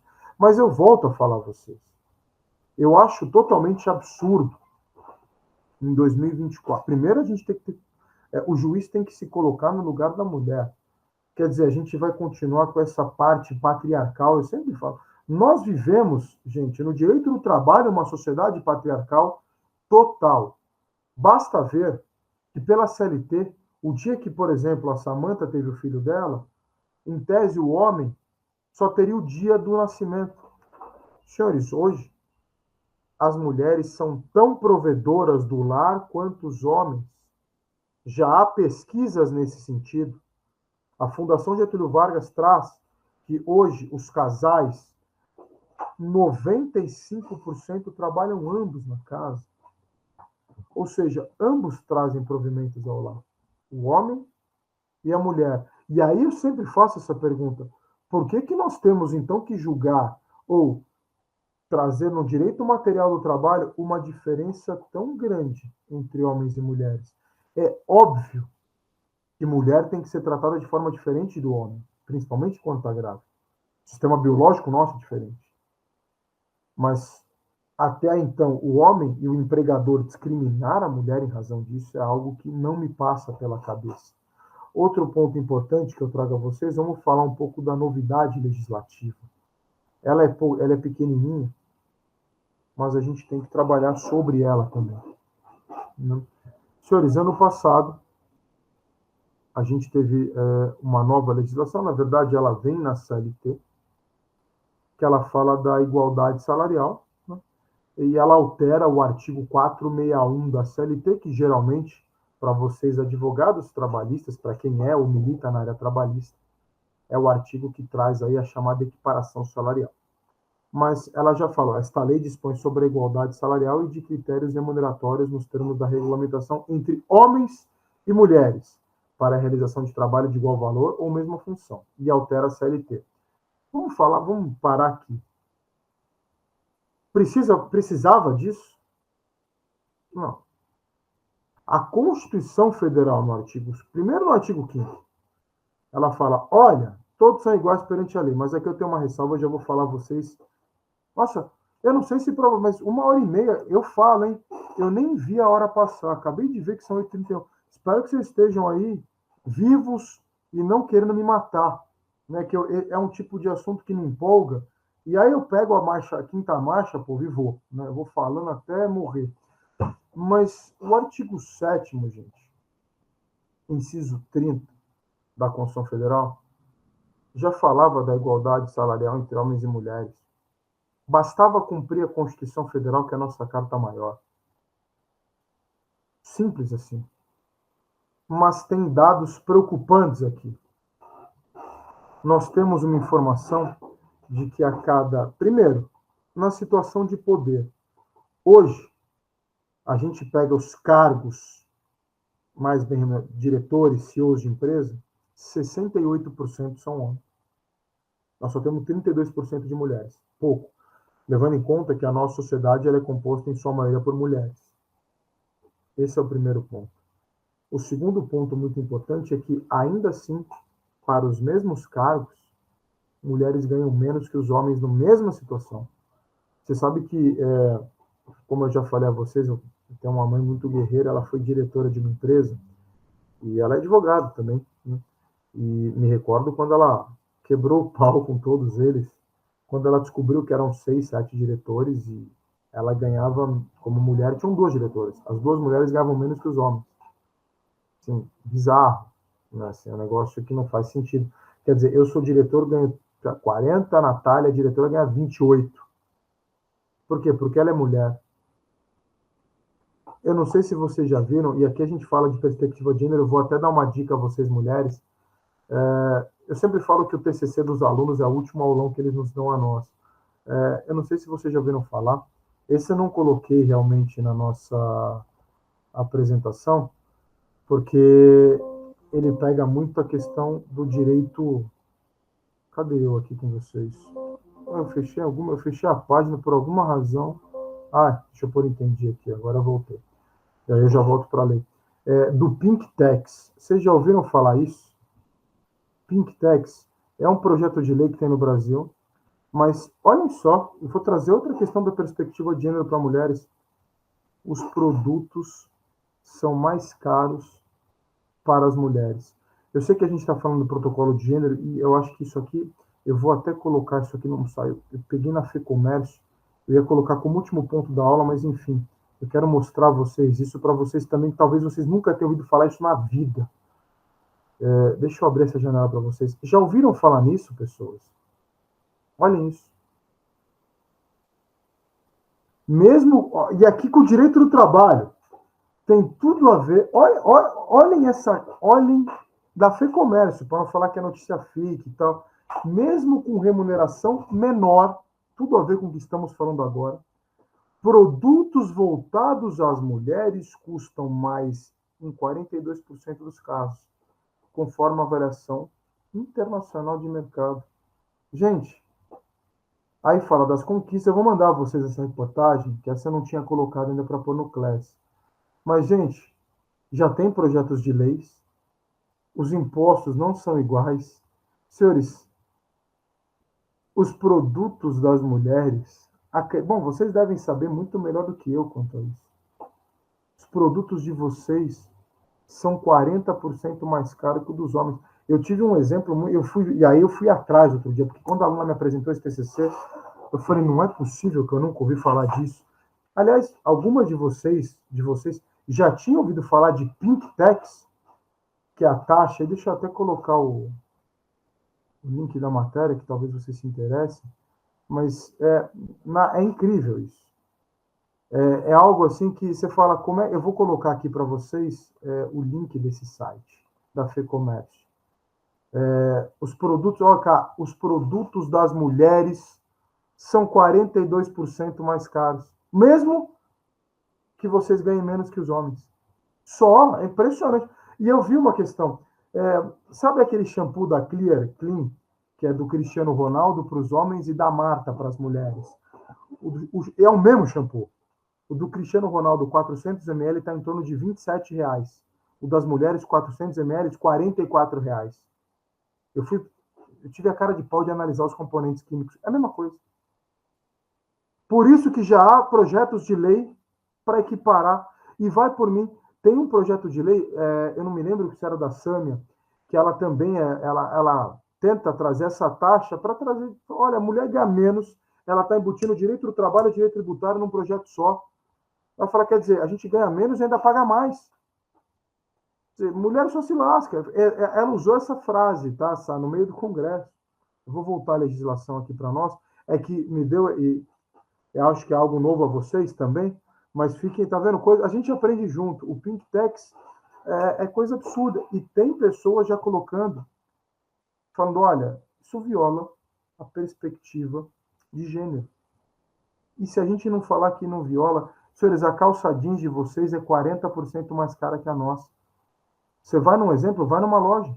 Pode ir porque na Zara eu tenho minhas... Mas vai numa loja que vai na Renner, na C&A, na Riachuelo, comparem, façam esse teste no final de semana. Olhem o preço da calça de vocês. Não pega essas que estão em bandejão para ir embora. Calça normal. Faz a conta. 40% a mais. Eu comecei a fazer essa pesquisa depois que escutei no TCC, há uns dias atrás. Eu tive a paixão de ir no shopping, fui na farmácia. Tudo de vocês é mais caro. Algo que eu nunca soube na vida. Eu fui descobrir isso, gente. É por isso que eu falo, a gente aprende, essa troca de conhecimento que a gente tem nas aulas é maravilhosa, porque eu aprendo muito também. Né? Então, voltemos aqui ao 461. Então, ele fala, olha, a igualdade salarial e de critérios remuneratórios entre mulheres e homens para a realização de trabalho de igual valor esta função é obrigatória e será garantida nos termos da lei. O que a legislação fala a vocês? A igualdade salarial tem que existir entre homens e mulheres. Ou seja, se eu faço, sei lá, sou diretor jurídico, a Samantha Andreotti é diretora jurídica, a Karina Frischlander é diretora jurídica, a Natália Marques é diretora jurídica, todos, da mesma empresa, vamos supor que tenham, então somos gerentes jurídicos de várias áreas. Se eu ganho 10, todos, vamos por 30, vai ganhar bem, vai. Todos nós temos que ganhar 30. Desculpe, o Fábio, eu ser homem, pelo amor de Deus, não dá direito a nada. E olhem só o que o 461 traz a vocês. Na hipótese de discriminação por sexo, raça, etnia, o pagamento das diferenças ao empregado discriminado não afasta a indenização por danos morais. Só que aqui eu vou trazer algo bem triste. A Justiça do Trabalho, em suas decisões de dano moral, vem dando decisões pavorosas. Nas sentenças de protocolo, é óbvio que eles não estão colocando decisões horríveis, mas eu coloquei algumas horripilantes no que serve aos danos morais. Hoje, o dano moral trouxe aí para nós, assim, o 223 da CLT, ele está um horror quanto ao dano moral. Desculpem-me o português claro. Né? Sem prejuízo do parágrafo 6º, se houver infração, vai ter uma multa de 10 vezes do salário do empregador ao empregado discriminado, que pode ser levado ao dobro. Tá, aqui, se houver aí uma discriminação, e veja que é tudo a ver com o protocolo de discriminação de perspectiva de gênero. Né? O que a legislação está tentando fazer? Vamos igualar homens e mulheres. Vamos trazer uma igualdade formal entre o homem e entre a mulher. Senhores, vejam que assim, eu sempre critico o nosso legislador, que eu vejo um excesso de leis, mas me falta fiscalização. Eu acho que a Constituição já trazia isso. Sim, não é que o 461 inventou a roda. Não. Isso sempre teve. Lá em 88, a gente já tinha. E aí, olhem só o artigo 4º. A igualdade salarial e de critérios remuneratórios entre homens e mulheres será garantida pelas seguintes medidas. Transparência salarial e de critérios remuneratórios. Aqui me traz um pouco de preocupação. O que traz a transparência salarial? Como teremos? Sei lá, a Samantha vai chegar para mim e falar, e aí, Pedrão, deixa eu ver seu lerite hoje, meu caro. E, em tese, o RH, até pela Lei Geral de Proteção de Dados, não vai poder te dar o lerite do fulaninho. Você vai escutar pela rádio peão. Então, assim, que transparência salarial é essa? Que critério remuneratório é esse?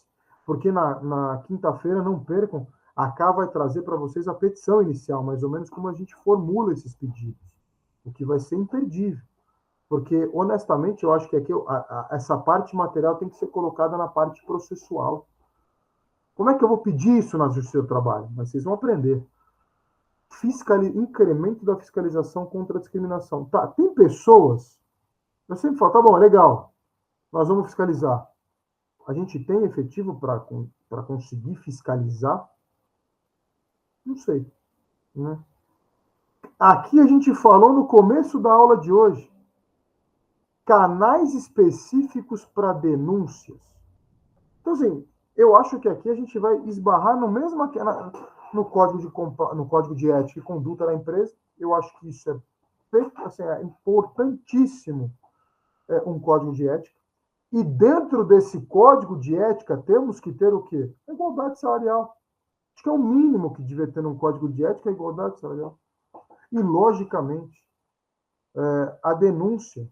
O canal de denúncia já é o principal que eu sempre peço para a empresa, porque ele serve para tudo. A gente sabe das brincadeirinhas que fazem, aí, olha lá, vai engravidar.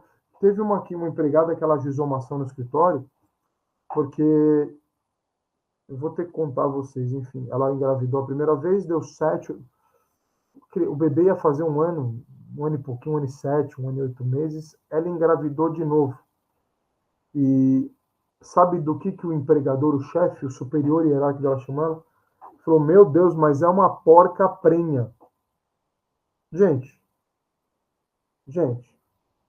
porca, ela ajuizou uma reclamação trabalhista, tá? E aqui foi uma das poucas vezes que eu entrei, né? E foi antes do protocolo. mas aqui era uma juíza. Eu sempre falo que mulheres, elas têm um sentimento muito maior do que o homem, né? E a juíza, ela ficou doida com o porca-prenha, e o cara falou isso na frente de pessoas, e as pessoas testemunharam a favor da minha cliente. Para você ter noção de como foi feio, a juíza, ela deu todo o período estabilitário sem necessidade de reintegração, porque vocês, advogados, sabem que quando demitem uma gestante, ela tem que fazer o pedido principal, que é a reintegração. O acessório é a grana, né? Então, assim, a juíza ficou tão incomodada com o porca-prenha que ela condenou ao período inteiro de indenização pecuniária. O que para nós foi ótimo, ela já não tinha mais o clima para voltar. Mas a gente falar, e vai falar que não houve uma discriminação pelo fato dela ser mulher, e aí, reitero, o protocolo fala isso. Tudo nos leva a isso. Então, nós temos aqui. Mas o protocolo ele não é necessário de 23, ele devia ser necessário de sempre. Então, assim, o canal, eu sempre falo, desde que a gente mundo é mundo, tem que ter canal, né? Então, a gente fala o seguinte também: promoção, implementação de programas de diversidade e inclusão no ambiente de trabalho, capacitação de gestores, lideranças e empregados a respeito do tema entre equidade entre homens e mulheres no mercado de trabalho. Isso eu acho muito importante, essa parte eu acho fantástica. Só que aí eu falo a vocês a mesma coisa que eu tinha falado há minutos atrás. Vai faltar fiscalização. Porque, assim, me assusta o empregador que fala: aqui a gente implementa, mas realmente implementa? Há diversidade no ambiente de trabalho? Os gestores e as lideranças foram capacitados para trazer a igualdade formal e material entre homens e entre mulheres? Essa é a pergunta que vocês devem fazer. Porque no protocolo há essa questão. Quando a gente fala, né, das perspectivas de gênero, a gente tem que ter isso na mente. E aí eu coloco capacitação e formação de mulheres para ingresso, permanência e ascensão no mercado de trabalho.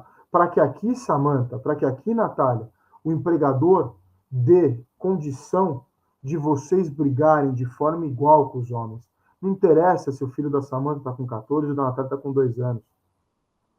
Tem que ter direito de igualdade com os homens.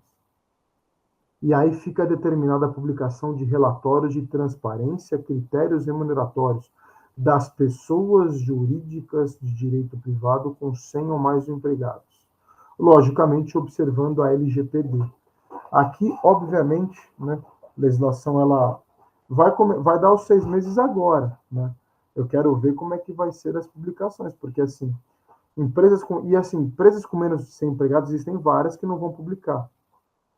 Nós temos algumas sociedades anônimas aí que eu confesso a vocês, meninas, eu estou doido para ver esses relatórios, né, de transparência salarial.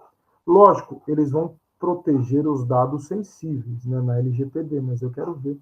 E eles colocam, conterão dados anônimos e informações que permitam comparação objetiva entre salários, proporção de cargos, direção, gerência e chefia, preenchido por homens e mulheres, acompanhados de informações que possam fornecer dados estatísticos.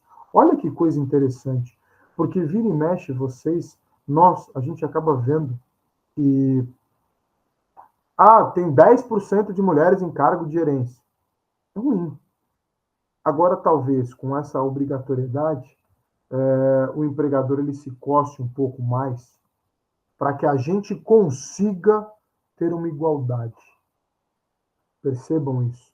Para que a gente consiga ter pelo menos que a perspectiva de gênero seja analisada. Olha que coisa interessante, né? Nas hipóteses em que for identificada a desigualdade salarial, a pessoa jurídica tem que implementar uma ação para mitigar a desigualdade. Isso eu também acho fantástico. Beleza. A empresa lá, que nós todos trabalhamos, ela apresentou o relatório e vi que eu ganho muito mais e os homens ganham muito mais que vocês. Ok. O que a empresa vai apresentar? Qual o plano de ação para a gente trazer uma igualdade, né? Eu acho isso fantástico. E, na hipótese de descumprimento, tem uma multa administrativa de até 3% da folha de salário, limitado a 100 salários mínimos. Então, assim, aqui para a gente começar, que eu vou fazer daqui a pouquinho o sorteio, vocês e passar os contatos, eu nem envio esse horário passar, mas aqui só para a gente chegar na parte final que nos interessa, olhem que lei interessantíssima. Ela traz a vocês a obrigatoriedade das empresas com mais de 100 empregados a trazer publicações. E não só isso, as empresas trazerem planos. Tá bom, olha, tá errado, eu vou cumprir. Eu sempre me faço a pergunta, qual que é a razão da mulher ganhar menos que o homem? Até hoje isso não entra na minha cabeça, talvez porque fui criado por mulheres. Então, assim, eu acho um absurdo, né? A gente, ainda no mercado de trabalho atual, ter essa diferença salarial. Então, o que fica para a nossa lição, né, de hoje, porque na parte processual vou deixar toda para a minha querida amiga Karina, que nós temos um protocolo, né, de perspectiva de gênero, que ela é muito aplicada ao direito, ela deveria ser muito aplicada ao direito do trabalho. Mas a pergunta que eu faço a vocês é, este protocolo, ele está efetivo? Eu ainda acho que a gente está caminhando. Está melhor, porque 2022, como a Roberta falou ontem a vocês, isso era assim, olha, uma recomendação, agora ele é obrigatório. E acreditem se quiser, o único lugar que eu vejo uma igualdade salarial, falta de discriminação, é no poder público. E aqui, para a gente encerrar, e aí eu vou deixar dados e fazer o sorteio do livro a vocês, acreditem se quiser, mas antes da magistratura, a professora Karina depois pode até nos comentar, não entrava mulher nos concursos públicos. Pode pegar os concursos da magistratura de 10, 15 anos atrás, 20 anos atrás. Sabe por quê? Vocês, mulheres, chegavam até a prova oral. Na oral, não, mulher não, lasque-se. Agora não. E detalhe, sabe por quê? Porque vocês deixam de ser pessoa. Na magistratura, nos concursos públicos, não há mais o gênero do candidato. Você vai chegar no final com a sua numeração. E se você sabe, porque eu sempre falo, na questão do oral, se você está muito preparado no oral, no exame oral, você não tem como ser barrado. Mas se eu estou lendo a sua prova de sentença e estou vendo aqui Samantha Andreotti, Maria Guiar, vamos reprovar essa. Aí vi que tem Leonan, vi que tem Heitor, aí esses a gente põe para o oral. Então, na trabalhista também, Samantha. Na trabalhista também. E isso é fantástico. Mas graças ao próprio CNJ, veja que o CNJ ele é o responsável pelo protocolo de perspectiva de gênero, e o CNJ foi um dos responsáveis por essa mudança. Ele transforma. Eu não estou analisando a candidata Samantha Andreotti, eu analiso a candidato número 142812. É o seu número. Você chegou lá, eu não sei, as provas de sentença são corrigidas com o seu número, não com o seu nome. Então eu não consigo barrar. E aí vocês estão chegando cada vez mais longe, o que é ótimo. Porque eu sempre falo que as melhores decisões, sobretudo nessa questão do protocolo de perspectiva de gênero na trabalhista, são feitas pelas mulheres. Então a gente deixa bem claro esse aspecto aqui hoje a vocês. Eu espero que por hoje tenham gostado, né, do nosso bate-papo. Eu sempre falo que aqui é um bate-papo. E vejam que vocês viram até a parte tributária que eu nunca conheço, mas eu tinha essa carta na manga para mostrar a vocês do PinkTex, que mostra que apesar de estarmos aí engajados na igualdade entre homens e mulheres, nós temos que mudar muita coisa. E vou deixar para vocês aqui meus contatos, óbvio, esqueci de deixar no começo. Eu começo a falar e eu não paro, né? Peço até desculpas a vocês, eu pareço um rádio ambulante, mas sempre contem comigo. Quer fazer um bate-papo, quer trocar uma ideia, está com dúvida num processo. Gente, a gente está aqui para trocar ideia e divergência. Eu acho que é para isso que a gente tem a OAB nos dá essa abertura. Aliás, já estou fazendo um agradecimento aqui ao pessoal da ESA, ao suporte, que é sempre muito bacana. Professor Ricardo Guimarães, que é o nosso coordenador aqui da parte da ESA. E a vocês por terem me aguentado. Né? Eu vou deixar os contatos e a gente faz um breve sorteio, depois eu peço o endereço e mando a vocês. Ó, meu LinkedIn é Pedro Benato, meu Instagram é ph_benato e meu e-mail do escritório, atematos.com. Podem chamar em qualquer um, pessoal, fiquem super à vontade. É o que eu falo a vocês, eu acho que aqui a gente faz o dia a dia, a gente troca uma ideia e tudo vai dar certíssimo. O que eu vou fazer para vocês aqui agora? O sorteio do nosso livro, eu vou dar um número para cada um e jogo naquele site esquisito de sortear. Então, ó, vou colocar Jéssica número 1, Heitor número 2. A Karina eu vou dar, a Karina já tem o meu, eu não conto. Heitor 2, ó, tem poucos, dá para ganhar, hein?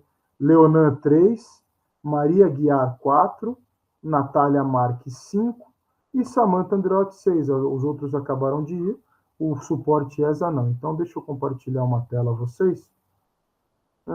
Deixa eu pegar aqui, espera aí que eu vou abrir uma janela. Sorteio, número. Sorteio, números, sorteador. Estou me sentindo aqueles caras que agora tem que tomar cuidado que tá indo preso um monte daquele tigrinho, né? Aquela coisa horrorosa. Ainda bem que, depender de pagar dinheiro, estão perdidos. Sorteio de números. Deixa eu compartilhar com vocês. Sorteador. Então, só retomando aqui. Eu já lascou que saiu tudo da hora. Vocês sabem o número que eu dei para vocês? Eu não sirvo para nada. Eu vou falar. Vocês guardaram os números? Beleza, né? Então vamos colocar de 1 a 6 e a gente sorteia esse treco. Beleza, ótimo. Vocês sabem o número, tá bom, porque eu já perdi. Sorteador.com.br. Aqui, sortear entre 1 e 6, não é isso? Sortear entre 1 e 6. Olha aí, tem pouca gente. Sortear agora. Olha aí, o número 2. Porra, só tem mulher e me ganha o Heitor. Aí, Heitor, esse é dureza, hein, meu? Eu vou mandar para você, meu amigo. Me manda depois o endereço e tal. Pega no meu Instagram. Tô falando, Natália. É um negócio absurdo. 7 mulheres na saga, eu, cara. Heitor, depois me pega no Instagram, me manda seus dados no Instagram ph_benato. Aí eu já ponho no correio para você essa semana aí. Direito do Trabalho Aplicado, é desse ano, editora Ridel. Tá bom? Pode mandar que eu vou mandar para você lá. Beleza? E, bom, queridos e queridas, agradecê-los, foi muito legal esse bate-papo, né? Cara, eu gostei, porque é uma aula boa, né? Assim, é polêmica, é triste, mas eu acho que é necessário, né? Depois eu vou colocar bastante coisa no Class a vocês, eu vi que tem um acesso muito interessante lá, colocar uma cartilhazinha, vou colocar umas decisões, e vou colocar também coisas do Pink Tex, que eu vi que vocês gostaram também. Foi novidade, né? Eu também acho uma novidade terrível, mas que é importante vocês saberem. Mas, de antemão, agradecê-las pelo tempo, né? Exatamente, Sá. E é importantíssimo vocês passarem esse tipo de pensamento às empresas, aos clientes, pessoas física ou jurídica. Porque pessoa física, vocês vão atuar como advogados combatentes, né? Pessoa jurídica, vocês vão trazer como prevenção, né? Porque é muito importante isso. Se não são vocês, o direito perde a eficácia. Vocês vão ver na quinta-feira aí com a professora K, que é uma baita irmã minha, que vai arrebentar na parte processual, que essa aí ela é craque. E, no mais, desejar a vocês uma excelente noite, bom curso. E, me adicionem lá que a gente vai trocando ideia. Eu sigo vocês de volta e a gente bate papo no que for necessário. Tá bom, pessoal? Uma boa noite, boa janta para quem vai mudar. Muda, vem para cá. Obrigado a vocês, gente. Obrigado a vocês aí pelo carinho. Estamos juntos aí semana que vem. Semana que vem, não. Quinta-feira com a professora Karina, que eu vou entrar para fazer um prestígio que ela é monstro. Tchau, tchau, galera. Fiquem com Deus.